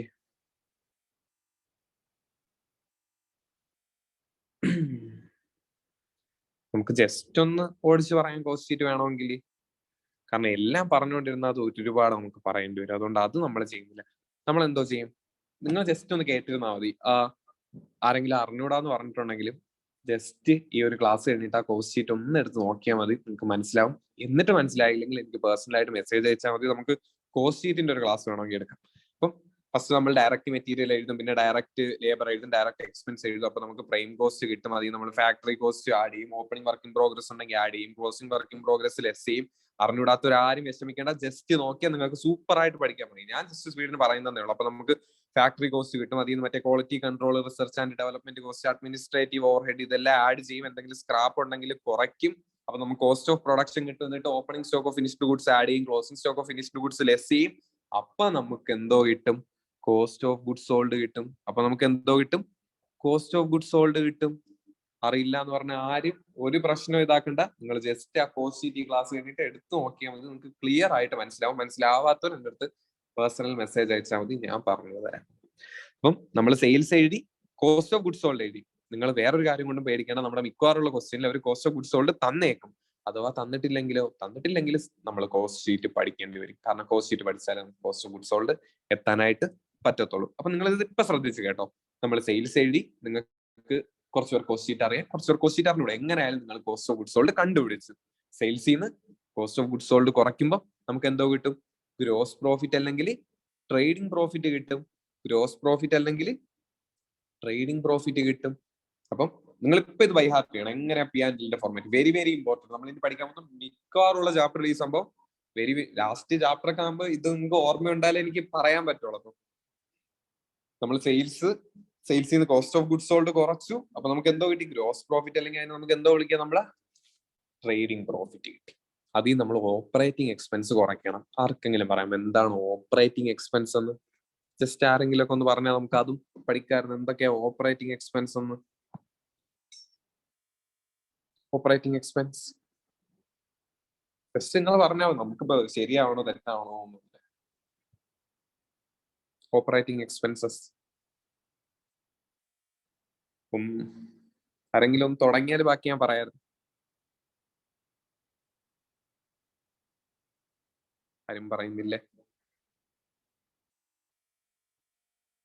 ഓപ്പറേറ്റിംഗ് എക്സ്പെൻസ് എന്ന് വെച്ചാൽ ഞാൻ പറയാം. നമ്മളെ സെല്ലിംഗ് എക്സ്പെൻസ് നിങ്ങളായിട്ടില്ല. സെല്ലിംഗ് എക്സ്പെൻസ്, അതുപോലെ ഡിസ്ട്രിബ്യൂഷൻ എക്സ്പെൻസ്, അതുപോലെ പ്രൊഡക്ഷനുമായിട്ട് ബന്ധമില്ലാത്ത അഡ്മിനിസ്ട്രേഷൻ എക്സ്പെൻസ്, അങ്ങനത്തെ കുറച്ച് എക്സ്പെൻസുകളൊക്കെ നമ്മൾ ഓപ്പറേറ്റിംഗ് എക്സ്പെൻസ് എന്ന് വിളിക്കുന്നത്. ഏതൊക്കെ? Selling expense, distribution expense, administration expense not relating to production. ഇതിനെയൊക്കെ നമ്മൾ ഓപ്പറേറ്റിംഗ് എക്സ്പെൻസ് എന്ന് വിളിക്കുന്ന. അപ്പം ഞാൻ 4 കാര്യം പറഞ്ഞു, ഒന്നുകൂടെ പറയാം. സെയിൽസിൽ നിന്ന് കോസ്റ്റ് ഓഫ് ഗുഡ്സ് സോൾഡ് കുറച്ചു, അപ്പൊ നമുക്ക് ഗ്രോസ് പ്രോഫിറ്റ് അല്ലെങ്കിൽ ട്രേഡിംഗ് പ്രോഫിറ്റ് കിട്ടി. അതിൽ നമ്മൾ ഓപ്പറേറ്റിംഗ് എക്സ്പെൻസ് കുറച്ചു. ഓപ്പറേറ്റിംഗ് എക്സ്പെൻസ് എന്ന് വെച്ചാൽ എന്താ? നമ്മുടെ സെല്ലിംഗ് എക്സ്പെൻസ്. നിങ്ങൾ ആരെങ്കിലും നോട്ട് ചെയ്യണമെങ്കിൽ ഇതൊക്കെ ഒന്ന് ജസ്റ്റ് നോട്ട് ചെയ്തോ കേട്ടോ. Selling expense, administration expense not related to production, അതുപോലെ നമ്മുടെ ഡിസ്ട്രിബ്യൂഷൻ എക്സ്പെൻസ്, അങ്ങനത്തെ കുറച്ച് എക്സ്പെൻസുകൾ അത് നമ്മൾ കുറച്ച് ഓപ്പറേറ്റിംഗ് എക്സ്പെൻസ്. സെയിൽസിൽ നിന്ന് less cost of goods sold, അപ്പൊ നമുക്ക് ഗ്രോസ് പ്രോഫിറ്റ് കിട്ടി. അതിൽ നമ്മൾ ഓപ്പറേറ്റിംഗ് എക്സ്പെൻസ് കുറച്ച്. എന്തൊക്കെയാ ഓപ്പറേറ്റിംഗ് എക്സ്പെൻസ്? നമ്മുടെ സെല്ലിംഗ് എക്സ്പെൻസ് വരാം, administration expense not relating to production വരാം, ഡിസ്ട്രിബ്യൂഷൻ എക്സ്പെൻസ്, അങ്ങനത്തെ എക്സ്പെൻസുകളൊക്കെ വരാം. അതെന്തെങ്കിലും ആയിക്കോട്ടെ. നിങ്ങളില്ലെങ്കിൽ അതും മനസ്സിലാവുന്നില്ലെങ്കിൽ നിങ്ങൾ ജസ്റ്റ് ഓപ്പറേറ്റിംഗ് എക്സ്പെൻസ് ഒന്ന് പഠിച്ചോ. അപ്പൊ അപ്പൊ ഇനി എന്തെങ്കിലും പ്രോബ്ലം ചെയ്യുമ്പോൾ അങ്ങനത്തെ എക്സ്പെൻസ് ഒന്നല്ല, അത് നമുക്ക് അപ്പൊ ചെയ്യാം, നമുക്ക് പഠിക്കാമെന്നേ, കുഴപ്പമൊന്നുമില്ല. അപ്പൊ നമ്മൾ ഓപ്പറേറ്റിംഗ് എക്സ്പെൻസും കുറച്ച്. അപ്പൊ നമുക്ക് ഇനി കിട്ടുന്ന ഐറ്റം വെരി വെരി ഇമ്പോർട്ടന്റ്. നിങ്ങൾ പലരും കേട്ടിട്ടുണ്ടാവും, ചിലർ കേട്ടിട്ടുണ്ടാവില്ല. എങ്ങനെയായാലും കുഴപ്പമില്ല. അടുത്ത് നമുക്ക് കിട്ടുന്നതെന്ന് പറയുന്നത് earnings before interest and tax. അതായത് നമുക്കൊരു പ്രോഫിറ്റാ കിട്ടുന്നത്. എങ്ങനത്തെ പ്രോഫിറ്റാ കിട്ടുന്ന? ഇൻട്രസ്റ്റും ടാക്സും ചാർജ് ചെയ്യുന്നതിന് മുമ്പുള്ള പ്രോഫിറ്റ്. അപ്പൊ നിങ്ങൾ എല്ലാവരും 5 സ്റ്റെപ്പ് ഒന്ന് നോക്കിയിട്ട് ഇത് പഠിച്ചിട്ട് ഒരു ഓക്കെ പറഞ്ഞു എന്നാൽ നമുക്ക് ബാക്കി പറയാം. ഇത് ഇത്രയൊന്ന് ജസ്റ്റ് നിങ്ങൾ നോക്കിയിട്ടൊന്ന് പറഞ്ഞേ. എന്താണ് earnings before interest and tax എന്ന് നിങ്ങൾക്ക് ഞാൻ ഒന്നുകൂടെ പറഞ്ഞത്. അതായത് നമ്മുടെ ഇൻട്രസ്റ്റും ടാക്സും ചാർജ് ചെയ്യുന്നതിന് മുമ്പുള്ള നമുക്കൊരു പ്രോഫിറ്റ് ഇവിടെ കിട്ടുവാണ്. EBIT എന്ന് അതിനെ നമ്മൾ പറയുന്നത്. അപ്പോൾ ചോദിക്കും EBIT എന്ന് പറയാൻ പറ്റുമോ? EBIT എന്ന് പറയാൻ പറ്റും. കാരണം അത് അപ്രൂവ് ചെയ്തിട്ടുള്ള ഒരു ടേം ആണ്. നമുക്ക് EBIT എന്ന് ഉപയോഗിക്കാനായിട്ട് പറ്റും. അല്ലാതെ നമുക്ക് എല്ലാത്തിനും കയറിയിട്ട് ഷോർട്ട് ഫോം ഒന്നും എഴുതാനായിട്ട് പറ്റത്തില്ല. ജസ്റ്റ് നിങ്ങൾ നോക്കിയിട്ട് ഓക്കെ ആണെന്ന്. ഞാൻ സ്പീഡ് ഇത് കുറവാണെങ്കിൽ കൂട്ടണമെങ്കിൽ സ്പീഡ് കൂട്ടാം. എനിക്ക് അങ്ങനെ തോന്നി. ആ സ്പീഡ് കുറവാണെന്ന് എനിക്ക് തോന്നി. അല്ലെങ്കിൽ ഇതിൽ തന്നെ പോകണമെങ്കിൽ ഇങ്ങനെ പോവാം. എല്ലാം നിങ്ങൾക്ക് സജഷൻസ് പറയാം, അതിലൊന്നും കുഴപ്പമൊന്നുമില്ല. നമ്മൾ തുടങ്ങിയോണ്ട കുറച്ചും കൂടെ പയ്യെ പയ്യെ പോകുന്നത്. ചാപ്റ്ററിലോട്ട് കയറി കഴിഞ്ഞാൽ നമുക്ക് പെട്ടെന്ന് ചെയ്ത് പോകാം. നിങ്ങൾ ഫസ്റ്റ് ബേസ് ഒന്ന് ക്ലിയർ ആവണം. ഇതൊന്ന് നോക്കിയിട്ട് നിങ്ങൾക്ക് മനസ്സിലാവുന്നുണ്ടെങ്കിൽ ഒരു ഓക്കെ പറഞ്ഞാൽ ബാക്കി കാര്യം കൂടെ പറഞ്ഞിട്ട് നമ്മൾ P&L ഫിനിഷ് ചെയ്യണം. ഓക്കെ, ഹിബോ ഓക്കെ ആയി. ഓക്കെ ഓക്കെ ഓക്കെ ഓക്കെ കുറച്ചുപേരെ ഓക്കെ പറഞ്ഞോളൂ, കുറച്ചും കൂടെ പേര് ഓക്കെ പറഞ്ഞാൽ നമുക്ക് ബാക്കി പറയാം. ഓക്കെ, അപ്പൊ നമുക്ക് ഏതൊരാ കിട്ടിയ വിജയ് ഇപ്പഴാ ഓക്കെ പറഞ്ഞു. വിജയിന്റെ ക്ലാസ്സിൽ കയറിയല്ലേ? അപ്പൊ നമുക്ക് വിജയ് എന്റെ ഫ്രണ്ടാ, വിജയ് ഞാൻ ഒരുമിച്ചാ പഠിച്ചത്. നമുക്ക് earnings before interest and tax കിട്ടി. നമ്മൾ അതിൽ നിന്ന് നമ്മൾ ഇൻട്രസ്റ്റ്, അപ്പൊ നമുക്ക് ഇപ്പൊ കിട്ടിയ എന്താണ്? Earnings before interest and tax. അപ്പോഴും നിങ്ങൾക്ക് മനസ്സിലാവും ഇൻട്രസ്റ്റും ടാക്സും കൂടെ കൊടുക്കണം. നമ്മൾ ഫസ്റ്റ് ഇൻട്രസ്റ്റ് ആ കൊടുക്കുന്നത്. അതായത് നമ്മൾ കുറച്ച് പൈസ ആൾക്കാരെ നിന്ന് ബോറോ ചെയ്തിട്ടില്ലേ, ബോറോഡ് ഫണ്ട് ഇല്ലേ നമുക്ക്, അതായത് നമ്മൾ ലോണൊക്കെ എടുത്തിട്ടുണ്ടെങ്കിൽ നമുക്ക് ഇൻട്രസ്റ്റ് കൊടുക്കണ്ടേ. അപ്പൊ നമുക്ക് എന്തെങ്കിലും പ്രോഫിറ്റ് കിട്ടിയാൽ ഫസ്റ്റ് നമ്മൾ ഇൻട്രസ്റ്റ് കൊടുക്കണ്ടേ. ഇൻട്രസ്റ്റ് കൊടുക്കണം, നമ്മൾ അങ്ങനെ ചെയ്യുന്നത്. നമുക്ക് എന്തെങ്കിലും ബോറോഡ് ഫണ്ട് ഉണ്ടെങ്കിൽ ഫസ്റ്റ് നമ്മൾ അതിന്റെ ഇൻട്രസ്റ്റ് ആ കൊടുക്കുന്നത്. അപ്പൊ നമുക്ക് ആ ഇൻട്രസ്റ്റും കൂടെ അങ്ങ് കുറയ്ക്കാം. ഇൻട്രസ്റ്റ് കുറയ്ക്കുമ്പോൾ നമുക്ക് ഏർണിങ്സ് ബിഫോർ ടാക്സ് കിട്ടും. ഏർണിങ്സ് ബിഫോർ ടാക്സിന് നമ്മൾ EBT എന്ന് വിളിക്കും, അല്ലെങ്കിൽ പ്രോഫിറ്റ് ബിഫോർ ടാക്സ് എന്ന് വിളിക്കും, അല്ലെങ്കിൽ നെറ്റ് പ്രോഫിറ്റ് ബിഫോർ ടാക്സ് എന്ന് വിളിക്കും. EBT എന്ന് വിളിക്കാം, PBT എന്ന് വിളിക്കാം, NPBT എന്ന് വിളിക്കാം, എങ്ങനെ വേണോ വിളിക്കാം. അതിൽ നമ്മൾ ഇത്ര പെർസെന്റേജ് ടാക്സും കൂടെ അവർ കുറച്ചോളാൻ പറയും. അപ്പൊ ആ ടാക്സ് നമ്മൾ കുറയ്ക്കണം. അപ്പൊ നമുക്ക് ഏർണിങ്സ് ആഫ്റ്റർ ടാക്സ് കിട്ടും. EAT എന്ന് വിളിക്കാം, അല്ലെങ്കിൽ PAT എന്ന് വിളിക്കാം, അല്ലെങ്കിൽ നെറ്റ് പ്രോഫിറ്റ് ആഫ്റ്റർ ടാക്സ് എന്ന് വിളിക്കാം. നമ്മൾ എന്തൊക്കെയാ ചെയ്ത് സെയിൽസിൽ നിന്ന് കോസ്റ്റ് ഓഫ് ഗുഡ്സ് സോൾഡ് കുറച്ച്, ഗ്രോസ് പ്രോഫിറ്റ് കിട്ടി, ഓപ്പറേറ്റിംഗ് എക്സ്പെൻസ് കുറച്ചു, EBIT കിട്ടി, EBIT ഇൻട്രസ്റ്റ് കുറച്ചു. അപ്പൊ നമുക്ക് ഏർണിങ്സ് ബിഫോർ ടാക്സ് കിട്ടി. എന്നിട്ട് പറഞ്ഞിരിക്കുന്ന ടാക്സ് റേറ്റ് അനുസരിച്ച് ടാക്സും കുറച്ചു. അപ്പൊ നമുക്ക് EAT കിട്ടി, ഏർണിങ്സ് ആഫ്റ്റർ ടാക്സ് കിട്ടി. പിന്നെ നമ്മൾ ഒരു ബിസിനസ് കൺസേൺ എന്താണ് ചെയ്യുന്നത്, അവരുടെ ഏർണിങ്സ് ആഫ്റ്റർ ടാക്സ് കിട്ടിയാൽ പിന്നെ അവർ എന്താണ് ചെയ്യുന്നതെന്ന് വെച്ചാൽ നിങ്ങൾ ഇത് ശ്രദ്ധിച്ച് പഠിക്കണേ. അവർ ചെയ്യുന്നതെന്ന് പറഞ്ഞാൽ നമ്മുടെ പ്രിഫറൻസ് ഷെയർ ഹോൾഡേഴ്സ് ഉണ്ടല്ലോ, നമ്മുടെ പറഞ്ഞായിരുന്നല്ലോ നേരത്തെ, പ്രിഫറൻസ് ഷെയർ ക്യാപിറ്റലില്ല, അവർക്ക് ഡിവിഡൻഡ് കൊടുക്കും. പ്രിഫറൻസ് ഷെയർ ഹോൾഡേഴ്സിന് ഡിവിഡൻഡ് കൊടുക്കും. അപ്പൊ ആദ്യം കൊടുക്കുന്ന ഡിവിഡൻഡ് ഏതാണ്?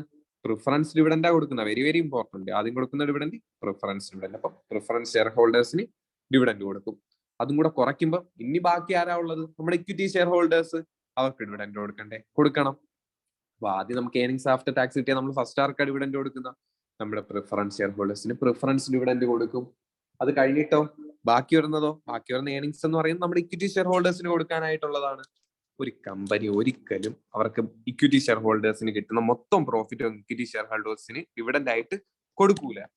ഒരിക്കലും കൊടുക്കൂല. കുറച്ച് എമൗണ്ട് മാത്രമേ ഡിവിഡൻഡ് ആയിട്ട് കൊടുക്കുള്ളൂ. അപ്പൊ ആ കൊടുക്കുന്ന എമൗണ്ട് നമുക്ക് ഡിവിഡൻഡ് ആയിട്ട് അങ്ങ് കുറയ്ക്കാം. ബാക്കി അവർ റിസർവ് ആയിട്ട് വയ്ക്കും. നമ്മൾ പഠിച്ചിട്ടില്ലേ റീറ്റെയിൻഡ് ഏർണിങ്സ് എന്ന വേറൊരു പേര് എഴുതിയേക്കുന്നത്. റിസർവ് എന്നാണ് ഉദ്ദേശിക്കുന്നത്, റിസർവ് ആൻഡ് സർപ്ലസ്. അപ്പം ഒന്നുകൂടെ ഞാൻ പറയാം, സെയിൽസിൽ നിന്ന് കോസ്റ്റ് ഓഫ് ഗുഡ്സ് സോൾഡ് കുറയ്ക്കുമ്പോൾ ഗ്രോസ് പ്രോഫിറ്റ് അല്ലെങ്കിൽ ട്രേഡിംഗ് പ്രോഫിറ്റ് കിട്ടും. എന്നിട്ട് നമ്മൾ ഓപ്പറേറ്റിംഗ് എക്സ്പെൻസ് കുറയ്ക്കുമ്പോൾ നമുക്ക് എന്തോ കിട്ടും? Earnings before interest and tax കിട്ടും. അതിൽ നമ്മൾ ഇൻട്രസ്റ്റ് കുറയ്ക്കണം. അപ്പൊ നമുക്ക് ഏർണിങ്സ് ബിഫോർ ടാക്സ് കിട്ടും. അതിൽ നമ്മൾ ടാക്സ് കുറയ്ക്കണം. അപ്പൊ നമുക്ക് ഏർണിങ്സ് ആഫ്റ്റർ ടാക്സ് കിട്ടും. ഇത് കിട്ടിക്കഴിഞ്ഞാൽ നമ്മൾ എന്തോ ചെയ്യുന്ന? ഫസ്റ്റ് പ്രിഫറൻസ് ഷെയർ ഹോൾഡേഴ്സിന് ഡിവിഡൻഡ് കൊടുക്കും. അത് കഴിഞ്ഞ് ബാക്കിയുള്ളത് അപ്പൊ എന്തായിരിക്കും?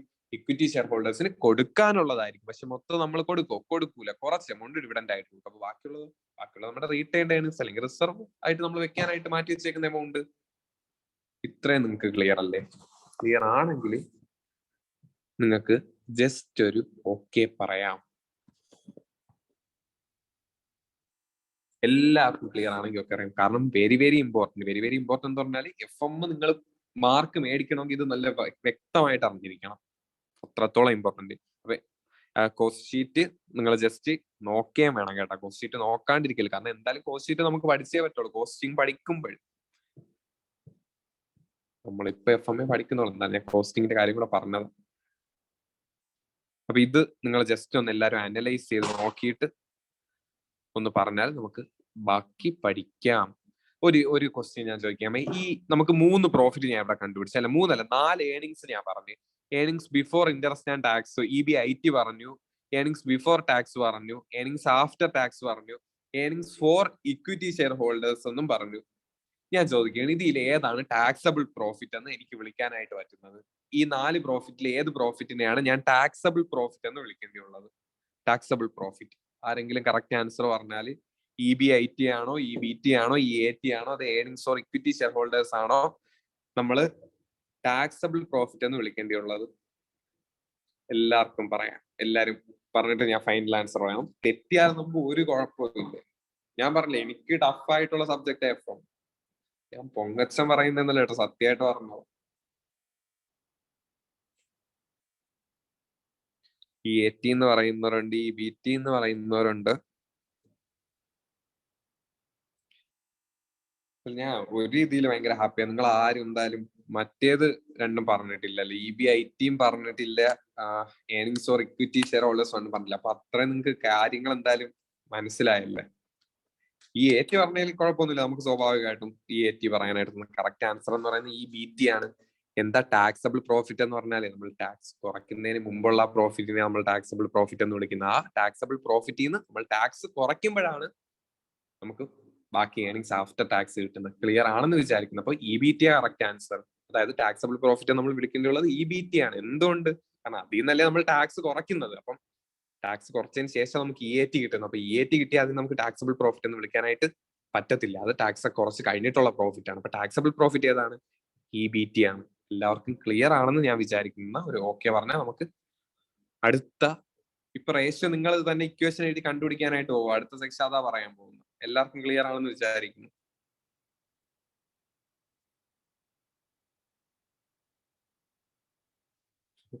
ഞാൻ CMA ഫൈനൽ അല്ല, ഞാൻ CMA ഇന്റർ പാസ്സായിട്ടില്ല. ഇപ്പൊ എക്സാം എഴുതിയിട്ട് നിൽക്കുക, ഫസ്റ്റ് അറ്റംപ്റ്റ്. അപ്പൊ റിസൾട്ടിന് വെയിറ്റിംഗ് ആണ്. അതാ ഞാൻ പറഞ്ഞ സാറെന്ന് വിളിക്കണമെന്ന് നിർബന്ധമില്ല.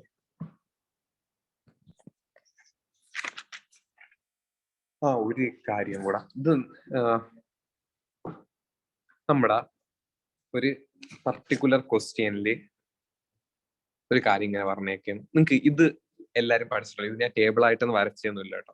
നമ്മുടെ ക്വസ്റ്റ്യനിലെ ഇപ്പം എക്സ്പെൻസ് ഒക്കെ തന്നേക്കുന്നത്, ഞാൻ എന്താ ഇവിടെ പറഞ്ഞായിരുന്നു. ഇവിടെ അവര് എക്സ്പെൻസ് എല്ലാം എന്താ തന്നേക്കുന്നത് എങ്ങനെയാണ് നിങ്ങൾ നോക്കിയാണ്. ഇവിടെ അവർ തന്നേക്കുന്നതെന്ന് പറഞ്ഞാൽ ഇതാ കോസ്റ്റ് ഓഫ് ഗുഡ്സ് സോൾഡും തന്നിട്ടുണ്ട്, ഓപ്പറേറ്റിംഗ് എക്സ്പെൻസ് ഇങ്ങനെയൊക്കെ എടുത്ത് പറഞ്ഞിട്ടുണ്ട്.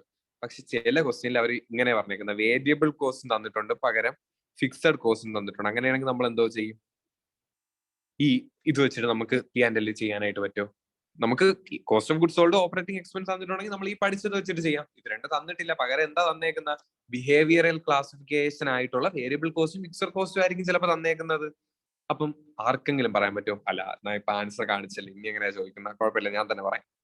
അപ്പൊ നമ്മൾ ഏത് വെച്ചിട്ട് ചെയ്യുമെന്ന് വെച്ചാൽ, ഇതും നമ്മൾ മാർജിനൽ കോസ്റ്റിംഗിൽ പഠിച്ചിട്ടുള്ളതാ. എല്ലാവർക്കും ഓർമ്മ ഉണ്ടോ തോന്നുന്നു. സെയിൽസിൽ നിന്ന് ഓർമ്മയില്ലെങ്കിൽ ഒരു പ്രശ്നവും ഇല്ല. നമ്മൾ സെയിൽസിൽ നിന്ന് വേരിയബിൾ കോസ്റ്റ് കുറയ്ക്കും. അപ്പം നിങ്ങൾ ഇത്രയും പഠിച്ചാൽ മതി. വേരിയബിൾ കോസ്റ്റും ഫിക്സഡ് കോസ്റ്റും ആണ് തന്നിട്ടുള്ളതെങ്കിൽ എങ്ങനെ P&L ചെയ്യും. എങ്ങനെ ചെയ്യുമെന്ന് പറഞ്ഞാൽ സെയിൽസിൽ നിന്ന് വേരിയബിൾ കോസ്റ്റ് കുറയ്ക്കും. അപ്പൊ നമുക്ക് കോൺട്രിബ്യൂഷൻ എന്ന് പറയുന്ന പുതിയ ടേം കിട്ടും. ഇത് പഠിച്ചിട്ടില്ലാത്തവർക്ക് വേണ്ടിയിട്ട് പറയുന്നതാണ്, പഠിച്ചിട്ടുള്ളവർ കുഴപ്പമില്ല. എന്താണ് കോൺട്രിബ്യൂഷൻ എന്ന് തൽക്കാലം ഞാൻ ഇവിടെ പറയുന്നില്ല. കാരണം പറഞ്ഞു തുടങ്ങിയാൽ നമ്മൾ മാർജിൻ കോസ്റ്റിംഗ് മൊത്തം പറയേണ്ടി വരും. മൊത്തം പറയണമെന്നല്ല, ഒരുവിധം പറയേണ്ടി വരും. അതുകൊണ്ട് നിങ്ങൾ ജസ്റ്റ് ഇത്ര മനസ്സിലാക്കിയാൽ മതി. സെയിൽസിൽ നിന്ന് നമ്മൾ വേരിയബിൾ കോസ്റ്റ് കുറയ്ക്കുന്നു. അപ്പൊ നമുക്ക് എന്തോ കിട്ടും? കോൺട്രിബ്യൂഷൻ കിട്ടും. അതിൽ നമ്മൾ ഫിക്സഡ് കോസ്റ്റും കുറയ്ക്കുന്നു. ആ ഫിക്സഡ് കോസ്റ്റും കൂടെ കുറച്ചാൽ നമുക്ക് എന്തോ കിട്ടും? ഏർണിങ്സ് ബിഫോർ EBIT കിട്ടും. EBIT കിട്ടി കഴിഞ്ഞാൽ പിന്നെ എല്ലാം നമ്മൾ നേരത്തെ ചെയ്ത P&Lന്റെ അതേ ഫോർമാറ്റ് തന്നെ, വേറൊരു വ്യത്യാസവും ഇല്ല. അപ്പൊ ഒന്നുകൂടെ ഞാൻ പറയാം. വേരിയബിൾ കോസ്റ്റ് ഫിക്സഡ് കോസ്റ്റ് എന്നിട്ടുണ്ടെങ്കിൽ നമ്മൾ എങ്ങനെയാണ് ചെയ്യേണ്ടിയുള്ളത്? സെയിൽസിൽ നിന്ന് നമ്മൾ വേരിയബിൾ കോസ്റ്റ് കുറയ്ക്കും. അപ്പൊ നമുക്ക് കോൺട്രിബ്യൂഷൻ കിട്ടും. ആ കോൺട്രിബ്യൂഷനിൽ നിന്ന് നമ്മൾ ഫിക്സഡ് കോസ്റ്റ് കുറയ്ക്കും. അപ്പൊ നമുക്ക് EBIT കിട്ടുന്നത് എപ്പോഴാണ് നമ്മൾ ചെയ്യേണ്ടിയുള്ളത്? നമുക്ക് cost of goods sold, operating കോസ്റ്റും എക്സ്പെൻസും തന്നിട്ടില്ല, പകരം തന്നേക്കുന്ന എന്താണ്? വേരിയബിൾ കോസ്റ്റും ഫിക്സഡ് കോസ്റ്റും ആണ്. അങ്ങനെയാണെങ്കിൽ നമുക്ക് ഇങ്ങനെ ചെയ്യാം. എല്ലാവർക്കും ക്ലിയർ ആണെന്ന് വിചാരിക്കുന്നു. ക്ലിയർ അല്ലെങ്കിൽ വീണ്ടും പറയാല്ലേ, വീണ്ടും ചോദിച്ചാൽ മതി, നമുക്ക് പറയാം. എല്ലാവർക്കും ക്ലിയർ ആണെന്ന് വിചാരിക്കും.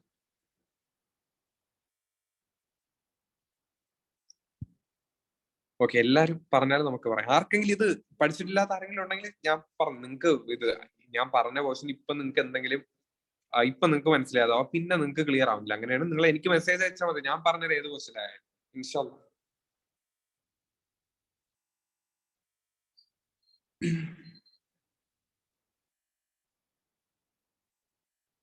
3 വരെ പറഞ്ഞോളാം. എല്ലാരും കൂടെ ഒന്ന് ക്ലിയർ പറഞ്ഞാല് നമുക്ക് ബാക്കി പറയാമായിരുന്നു. ക്ലിയർ ആയില്ലെങ്കിൽ വീണ്ടും പറയാനായിട്ടാ. കുറച്ചും കൂടെ ഉള്ളു. നമ്മൾ കറക്റ്റ് 9:30 കഴിയുമ്പോൾ നമ്മൾ നിർത്തും. ഓക്കെ, നിങ്ങൾ കുറച്ചുകൂടെ റെസ്പോണ്ട് ചെയ്യണം കേട്ടോ, എന്നാലേ പറയാനായിട്ടൊരു ഇത് വരുള്ളൂ. നിങ്ങൾ ജസ്റ്റ് ഒരു ബുക്കോ പേപ്പറോ എടുക്കോ. ബുക്കോ പേപ്പറോ ഒരു കാര്യം എഴുതാനായിട്ട് ഞാൻ പറയുന്ന 3 ഒരു ബുക്കോ പേപ്പറോ എടുത്തെങ്കിൽ ഒരു ഓക്കെ പറഞ്ഞാൽ നമുക്ക്, അല്ലെങ്കിൽ ബുക്കോ പേപ്പറോ എടുത്തെന്ന് തന്നെ ഞാൻ വിചാരിക്കണം. എന്നിട്ട് നിങ്ങൾ ഫസ്റ്റ് ഏർണിങ്സ് പെർ ഷെയർ എന്ന് എഴുതണം. ഒന്നാമത്തെ റേഷ്യോ. നമ്മൾ ഒരു റേഷ്യോ എഴുതാൻ പോകും. ആ റേഷ്യോയുടെ പേര് ഏർണിങ്സ് പെർ ഷെയർ, EPS എന്ന് വിളിക്കും. ജസ്റ്റ് ഹെഡിങ് മാത്രം എഴുതിയിട്ട് ഒരു 4-5 ലൈൻ എഴുതാനായിട്ടുള്ള സ്പേസ് വിട്ടേക്ക്. 4-5 ലൈൻ എഴുതാനായിട്ടുള്ള സ്പേസ് വിട്ടേക്ക്. ഏർണിങ്സ് പെർ ഷെയർ എന്ന് എഴുതിയിട്ട് EPS എന്ന് ബ്രാക്കറ്റിലും കൊടുത്തിട്ട് ഒരു 4-5 ലൈൻ എഴുതാനായിട്ടുള്ള സ്പേസ്.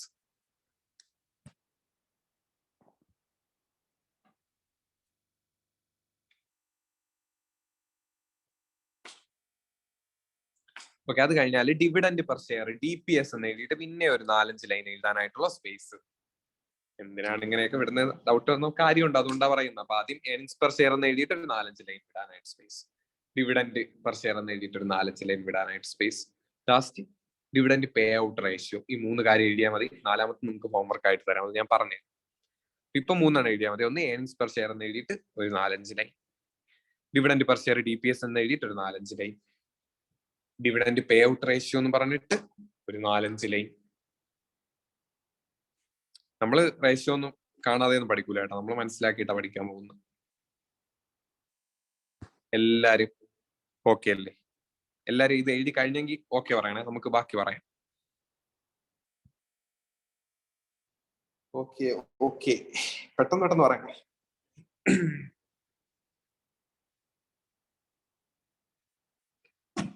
ഓക്കെ, എല്ലാരും എഴുതിയെന്ന് വിചാരിച്ച് ഞാൻ പറയാനായിട്ട് പോകും. നിങ്ങൾ ഞാൻ പറയുന്നത് ശ്രദ്ധിക്കണേ. നമ്മൾ ഈ ബാലൻസ് ഷീറ്റ് പഠിച്ച സമയത്ത്, ബാലൻസ് ഷീറ്റില്ല P&L പഠിച്ച സമയത്ത് നമുക്ക് ഇവിടെ കിട്ടിയ സംഭവം നിങ്ങൾ നോക്കിയാണ്. നമുക്ക് ലാസ്റ്റ് കിട്ടുന്ന നോക്കിയാണ് earnings for equity share holders കിട്ടിയേണ്ട. Earnings for equity share holders, അതായത് നമ്മൾ ഏർണിങ്സ് ആഫ്റ്റർ ടാക്സിൽ നിന്ന് പ്രിഫറൻസ് ഡിവിഡൻഡ് എല്ലാം കൊടുത്ത് നമുക്ക് ബാക്കി ഇനി ഇക്വിറ്റി ഷെയർ ഹോൾഡേഴ്സിന് ഡിവിഡൻഡ് കൊടുക്കാനായിട്ടുണ്ട്.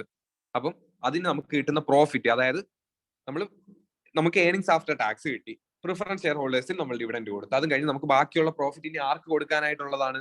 നമ്മുടെ പാവം ഇക്വിറ്റി ഷെയർ ഹോൾഡേഴ്സിന് കൊടുക്കാനായിട്ടുള്ള പ്രോഫിറ്റ് ആണ്. ആർക്ക് കൊടുക്കാനായിട്ടുള്ളതാണ്? നമ്മുടെ ഇക്വിറ്റി ഷെയർ ഹോൾഡേഴ്സിന് കൊടുക്കാനായിട്ടുള്ള പ്രോഫിറ്റ് ആണ്. അതിനെ കുറിച്ചിട്ടാണ് ഞാൻ പറയാനായിട്ട് പോകുന്നത്. ഞാനൊരു എക്സാമ്പിൾ എന്ന് പറയാം. എനിക്ക് അത് കിട്ടിയത്, അതായത് നമ്മളെല്ലാം കഴിഞ്ഞിട്ട് ലാസ്റ്റ് എനിക്ക് വന്ന ഏർണിങ്സ് എന്ന് പറയുന്നത്, earnings for equity share holders എന്ന് പറയുന്നത് എത്രയാണ് വന്നത്? എനിക്ക് 1 ലക്ഷം വന്നത്. എനിക്ക് വന്നത് 1 ലക്ഷം വന്നത്. Earnings for equity share holders എന്ന് പറഞ്ഞിട്ട് എനിക്ക് വന്നത് 1 ലക്ഷം വന്നത്. എന്റെ കമ്പനിയിൽ മൊത്തം 10,000 ഇക്വിറ്റി ഷെയർസ് ഉണ്ട്, അല്ലെങ്കിൽ 10,000 ഇക്വിറ്റി ഷെയർ ഹോൾഡേഴ്സ് ഉണ്ട്, എങ്ങനെ വേണോ ആയിക്കോട്ടെ. അപ്പം എനിക്ക് എത്ര ഏർണിങ്സ് കിട്ടിയത്? Earnings for equity share holders എന്ന് പറഞ്ഞ്, അതായത് ഞാൻ ഇക്വിറ്റി ഷെയർ ഹോൾഡേഴ്സിന് എനിക്ക് പ്രോഫിറ്റ് എത്ര കിട്ടി അവർക്ക് കൊടുക്കാനായിട്ടുള്ളത്? 1 ലക്ഷം രൂപ കിട്ടി. എത്ര ഇക്വിറ്റി ഷെയർ ഹോൾഡേഴ്സ് ഉണ്ട്? 10,000 ഇക്വിറ്റി ഷെയർ ഹോൾഡേഴ്സ് ഉണ്ട്, അല്ലെങ്കിൽ 10,000 ഇക്വിറ്റി ഷെയർസ് ഉണ്ട്. അങ്ങനെയാണെങ്കിൽ നമ്മൾ ഒരാൾക്ക് എത്ര രൂപ പ്രോഫിറ്റ് കൊടുക്കാൻ പറ്റും? നിങ്ങൾ തന്നെ ജസ്റ്റ് ഒന്ന് പറഞ്ഞു. ഒരാൾക്ക് നമുക്ക് എത്ര രൂപ പ്രോഫിറ്റ് കൊടുക്കാൻ പറ്റും? മൊത്തം പ്രോഫിറ്റ് 1 ലക്ഷം കിട്ടി, 10,000 പേർക്ക് കൊടുക്കാനുണ്ട്. അങ്ങനെയാണെങ്കിൽ ഒരാൾക്ക് എത്ര രൂപ വെച്ച് കൊടുക്കും? നിങ്ങൾ തന്നെ ജസ്റ്റ് പറഞ്ഞു. എങ്ങനെ ചിന്തിച്ചിട്ടൊന്ന് പറഞ്ഞേ. 10, അമ്മയും 10 എന്ന് പറഞ്ഞു. വേറെ ആർക്ക് വേണോ പറയാം. എല്ലാരും മനസ്സിലാക്കിയിട്ട് പറഞ്ഞോ. മനസ്സിലായില്ലെങ്കിൽ അതും പറയണം കേട്ടോ, ഞാൻ വീണ്ടും പറയാൻ വേണമെങ്കിൽ. നമുക്ക് ഇക്വിറ്റി ഷെയർ ഹോൾഡേഴ്സിന് കൊടുക്കാനായിട്ടുള്ള പ്രോഫിറ്റ് 1 ലക്ഷം വന്നു. മൊത്തം 10,000 ഇക്വിറ്റി ഷെയർസ് ഉണ്ട്, അതായത് 10,000 പേർക്ക് കൊടുക്കണം. അപ്പം ഒരാൾക്ക് എത്ര രൂപ പ്രോഫിറ്റ് കൊടുക്കാനായിട്ട് പറ്റും? 10 രൂപ പ്രോഫിറ്റ് കൊടുക്കാനായിട്ട് പറ്റും. 10 രൂപ പ്രോഫിറ്റ് കൊടുക്കാനായിട്ട് പറ്റും. അങ്ങനെയാണെങ്കിൽ ഇതാണ് EPS. എന്താണ് EPS? Earnings per share. അതായത് ഒരു ഷെയറിന് കിട്ടുന്ന പ്രോഫിറ്റ്, ഒരു ഷെയറിന് കിട്ടുന്ന പ്രോഫിറ്റ്. രണ്ടുപേരെ ആൻസർ പറഞ്ഞോളൂ, ബാക്കിയുള്ളവർ കിട്ടാത്തോണ്ടാ, മനസ്സിലാവാത്തോണ്ടാ? ക്ലിയർ ആയില്ലെങ്കിൽ പറ, നമുക്ക് വീണ്ടും പറയാം. ക്ലിയർ ആയില്ലെങ്കിൽ പറഞ്ഞോളൂ പെട്ടെന്ന്. ഓക്കെ, ക്ലിയർ ആയല്ലേ? എല്ലാരും പറഞ്ഞാല് ക്ലിയർ ആയെന്ന് പറഞ്ഞാല്. അങ്ങനെയാണെങ്കിൽ നിങ്ങൾ പെട്ടെന്ന് EPSന്റെ ഇക്വേഷൻ എഴുതി കാണും. അത് എല്ലാരും ഒന്ന്, ആരെങ്കിലും ഒരാൾ പറഞ്ഞിട്ട് എഴുതിയാലും മതി. ജസ്റ്റ് EPSന്റെ ഇക്വേഷൻ എന്താണെന്ന് നിങ്ങളൊന്ന് പറഞ്ഞാൽ എനിക്ക്. നമ്മൾ ഒരു ഇക്വേഷനും കാണാതെയും പഠിക്കുന്നില്ല, ഒന്നും പഠിക്കുന്നില്ല. നമ്മൾ ജസ്റ്റ് നിങ്ങൾ തന്നെ എഴുതാനായിട്ട് പോവാം ഇക്വേഷൻ. എങ്ങനെ നമ്മൾ EPS കണ്ടുപിടിച്ചത്, ഏർണിങ്സ് പെർ ഷെയർ കണ്ടുപിടിച്ചത് എങ്ങനെയാണെന്ന് ആരെങ്കിലും ഒന്ന് പറഞ്ഞ് പെട്ടെന്ന് ഇക്വേഷൻ എഴുതി വെച്ചേ.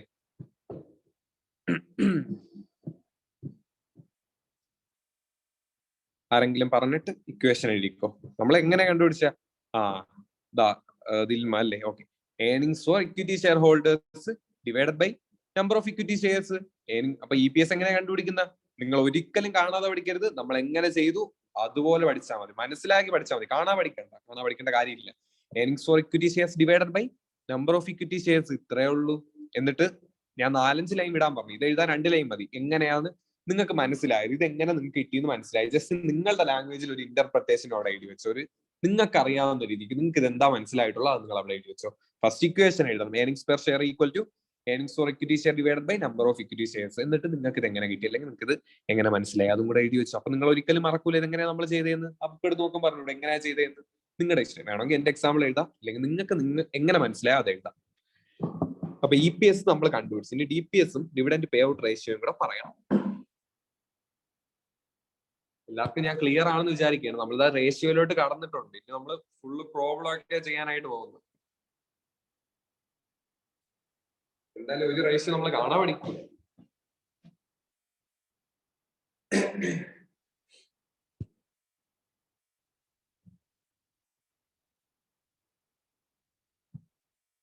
ഇത് എഴുതി കഴിഞ്ഞെങ്കിൽ നിങ്ങൾ പറഞ്ഞാൽ മതി, ഞാൻ DPS പറഞ്ഞുതരാം. അതായത് ഡിവിഡന്റ് പെർ ഷെയർ പറഞ്ഞുതരാം. എല്ലാവരും എഴുതി കഴിഞ്ഞെങ്കിൽ ഒരു ഓക്കെ പറഞ്ഞു നമുക്ക് DPS പറയാം. ഒരു 10-15 പേരെങ്കിലും പറഞ്ഞാൽ പറയാം.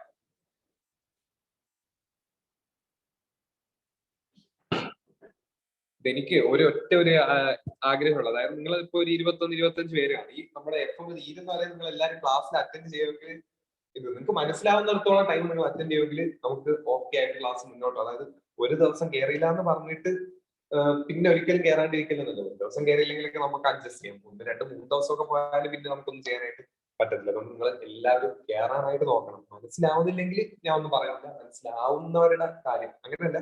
നിങ്ങൾക്ക് മനസ്സിലാവുമെങ്കിൽ നിങ്ങൾ കയറാനായിട്ട് തന്നെ നോക്കണം ക്ലാസ്. ഞാൻ പറഞ്ഞല്ലോ നമ്മള് ക്ലാസ് തുടങ്ങിയത് വേറെ ഒരു പൈസക്ക് അങ്ങനെ ഒന്നും ഇതാക്കിയിട്ടല്ല തുടങ്ങിയത്. അതുകൊണ്ട് തന്നെ നിങ്ങൾ മാക്സിമം കയറാനായിട്ട് നോക്കുക. എല്ലാരും കയറുമെന്ന് വിചാരിക്കുന്നു.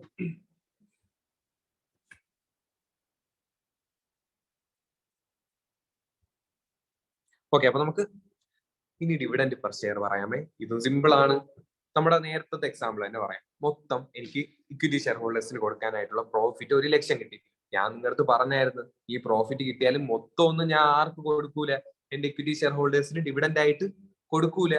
ഞാൻ എത്ര രൂപ അവർക്ക് ഡിവിഡന്റ് ആയിട്ട് കൊടുത്തോളൂ? ഞാൻ 60,000 രൂപ ഡിവിഡന്റ് ആയിട്ട് കൊടുത്തോളൂ. അപ്പം 1 ലക്ഷം രൂപ എനിക്ക് ഇക്വിറ്റി ഷെയർ ഹോൾഡേഴ്സിന് കൊടുക്കാനായിട്ട് പ്രോഫിറ്റ് കിട്ടി. പക്ഷെ ഞാൻ എത്ര കൊടുത്തോളാം അവർക്ക്?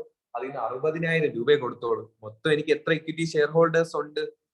10,000 ഇക്വിറ്റി ഷെയർ ഹോൾഡേഴ്സും ഉണ്ട്. അങ്ങനെയാണെങ്കിൽ ഞാൻ ഒരാൾക്ക് എത്ര ഡിവിഡന്റ് വെച്ചിട്ട് കൊടുക്കുക? സോറി, ഒരാൾക്ക് അത് എത്ര രൂപ ഡിവിഡന്റ് വെച്ച് കൊടുക്കുമായിരിക്കും?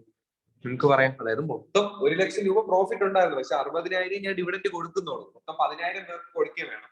അപ്പൊ 60,000 കൊടുക്കുന്നുള്ളൂ, 10,000 പേർക്ക് കൊടുക്കുകയും വേണം. അപ്പം ഒരാൾക്ക് എത്ര രൂപ നമ്മൾ ഡിവിഡന്റ് വെച്ച് കൊടുക്കും? ആർക്ക് വേണോ പറയാം. ഒരാൾക്ക് മനസ്സിലായില്ലെങ്കിൽ അതും പറയാം കേട്ടോ. ഞാൻ നേരത്തെ നിങ്ങളുടെ പറഞ്ഞായിരുന്നു, നമുക്ക് 1 ലക്ഷം രൂപ ഇക്വിറ്റി ഷെയർ ഹോൾഡേഴ്സിന് പ്രോഫിറ്റ് കിട്ടിയാലും ആ മൊത്തം ഒന്നും നമ്മൾ ഒരിക്കലും ഇക്വിറ്റി ഷെയർ ഹോൾഡേഴ്സിന് കൊടുക്കൂല. അപ്പൊ 1 ലക്ഷത്തിന് 60,000 കൊടുക്കുന്നോളൂ. 60,000 ഞാൻ കൊടുക്കുകയാണെങ്കിൽ ഒരു ഷെയറിന് അല്ലെങ്കിൽ ഒരു ഷെയർ ഹോൾഡർക്ക് ഞാൻ എത്ര ഡിവിഡന്റ് കൊടുക്കണം?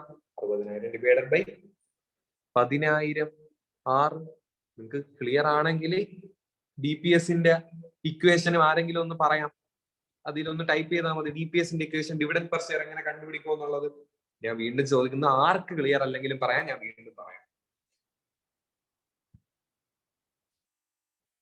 ഇപ്പൊ തന്നെ എഴുതി പോണേ കേട്ടോ, കാരണം നമ്മളിപ്പോ പഠിക്കുന്ന ഈ ഒരു കാര്യങ്ങൾ ഇപ്പൊ തന്നെ എഴുതി പോകണം.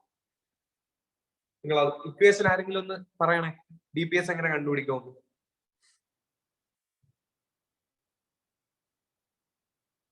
ഓക്കെ, കറക്റ്റ് ആണ്. Dividend paid divided by number of equity shares. Dividend paid divided by number of equity shares, അല്ലെങ്കിൽ total dividend divided by number of equity shares.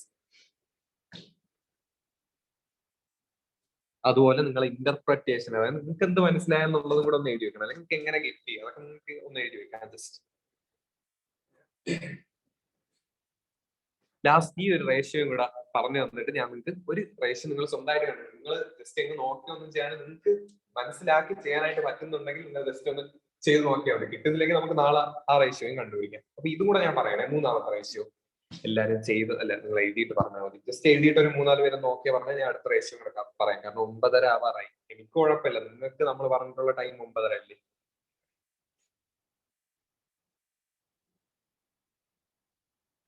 Okay, അടുത്ത 3ാമത്തെ ratio dividend payout ratio.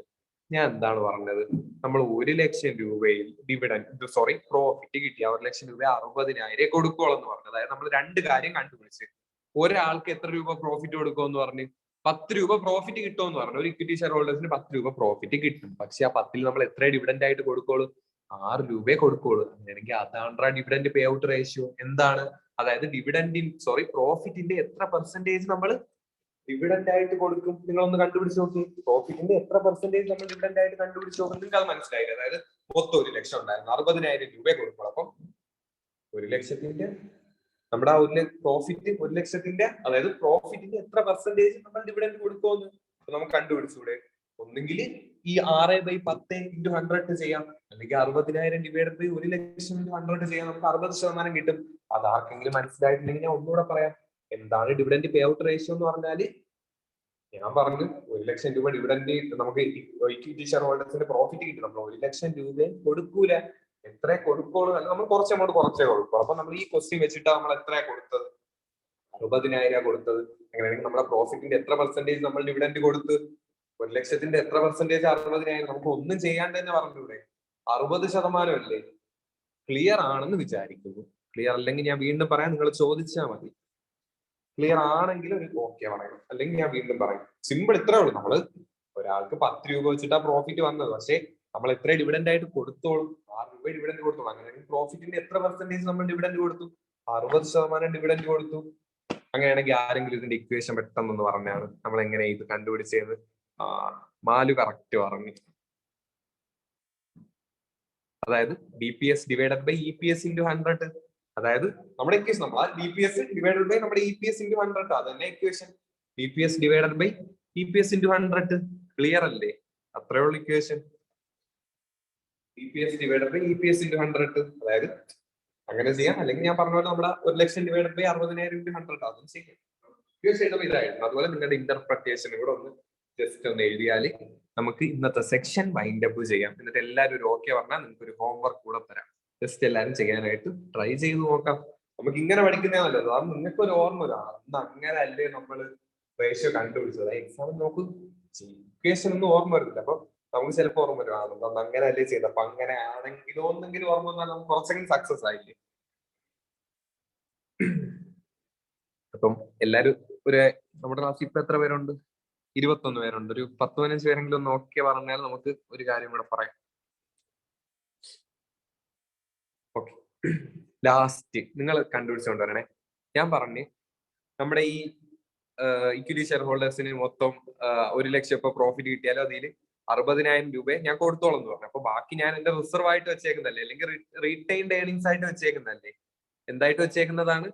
Retained earnings ആയിട്ടാ ബാക്കി വെച്ചേക്കുന്നത്. അങ്ങനെയാണെങ്കിൽ നിങ്ങൾ retention ratio ഒന്ന് കണ്ടുപിടിച്ചുകൊണ്ട് വന്നാൽ മതി. അതായത് നമ്മുടെ ഈ റീറ്റെയിൻഡ് ഏർണിങ്സിന്റെ റേഷ്യോ ഒന്ന് നാളെ കണ്ടുപിടിച്ചുകൊണ്ട് വന്നാൽ മതി. ഈ ഒരു ക്വസ്റ്റ്യൻ വെച്ചിട്ട് റേഷ്യോയും കണ്ടുപിടിക്കണം, എനിക്ക് ഇക്വേഷനും എഴുതിയിട്ട് നിങ്ങളൊന്ന് പറഞ്ഞാൽ മതി. എന്താണ് ഇപ്പൊ പറയണ്ട, നാളെ പറഞ്ഞാൽ മതി. നാലാമത്തെ റിട്ടൻഷൻ റേഷ്യോ, അതായത് നമ്മൾ മൊത്തം ഡിവിഡൻഡ് കൊടുക്കൂല, ബാക്കി കുറച്ച് റീറ്റെയിൻ ചെയ്യും, അതിന്റെ ആ ratio. Retention ratio, RETENTION, retention, RETENTION, retention ratio. ഇനി ആർക്കെങ്കിലും എന്തെങ്കിലും ചോദിക്കാനുണ്ടെങ്കിൽ ചോദിക്കാം. ക്ലാസ് തീർന്നു. എല്ലാവർക്കും മനസ്സിലാവുന്നെങ്കിൽ ഒന്ന്, ഇത്ര ഞാൻ പറയുന്നില്ല മനസ്സിലാവുന്നെങ്കിൽ ഒന്ന് ഓക്കെ പറഞ്ഞിട്ട് നിങ്ങൾക്ക് ലീവ് ആക്കണം. നമുക്ക് അതൊക്കെ ഒരു മോട്ടിവേഷൻ. നിങ്ങൾക്ക് മനസ്സിലാവുന്നെങ്കിൽ okay. Okay okay double okay. Okay okay okay okay ആർക്കെങ്കിലും എന്തെങ്കിലും ഡൗട്ട് ഉണ്ടെങ്കിൽ ഇപ്പൊ ചോദിക്കാം, അല്ലാത്തവർക്ക് ലെഫ്റ്റ് ആക്കാം. നാളത്തോട് നമ്മുടെ ക്ലാസ്സിന്റെ ടൈമിംഗ് ഒന്ന് മാറും. അതായത് നമ്മൾ ഫുൾ ക്ലാസ് വെക്കാനായിട്ട് പോവേ, 7 മണി തൊട്ട് 9:30 വരെ.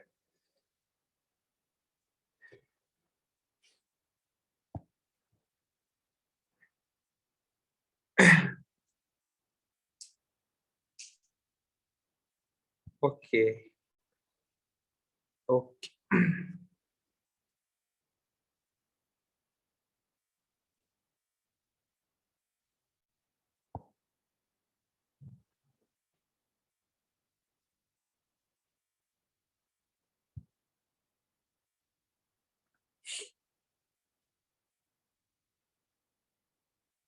അമീൻ, ആഷിഖ്, ആഷിഖ് കേൾക്കാൻ പറ്റുന്നുണ്ടോ? നമുക്ക് മെസ്സേജ് മുമ്പ് എപ്പോഴെങ്കിലും അയച്ചിട്ടുണ്ടായിരുന്നു. അതേ നമ്മുടെ വിജോയുടെ കൂടെയുള്ള ആഷിഖാണോ? നമുക്ക് ആ ഒരു ആഷിഖിനെ അറിയാം, അതുകൊണ്ട് ചോദിച്ചത്. അല്ലെ വേറെ ഏതെങ്കിലും ആഷിഖാണെങ്കിൽ അങ്ങനെയാണെങ്കിലും കുഴപ്പമില്ല. ഒന്നും പറയുന്നില്ല. നമ്മൾ ഇന്നത്തെ ക്ലാസ് എന്തായാലും വൈൻഡ് അപ്പ് ചെയ്യണം. ഓക്കെ.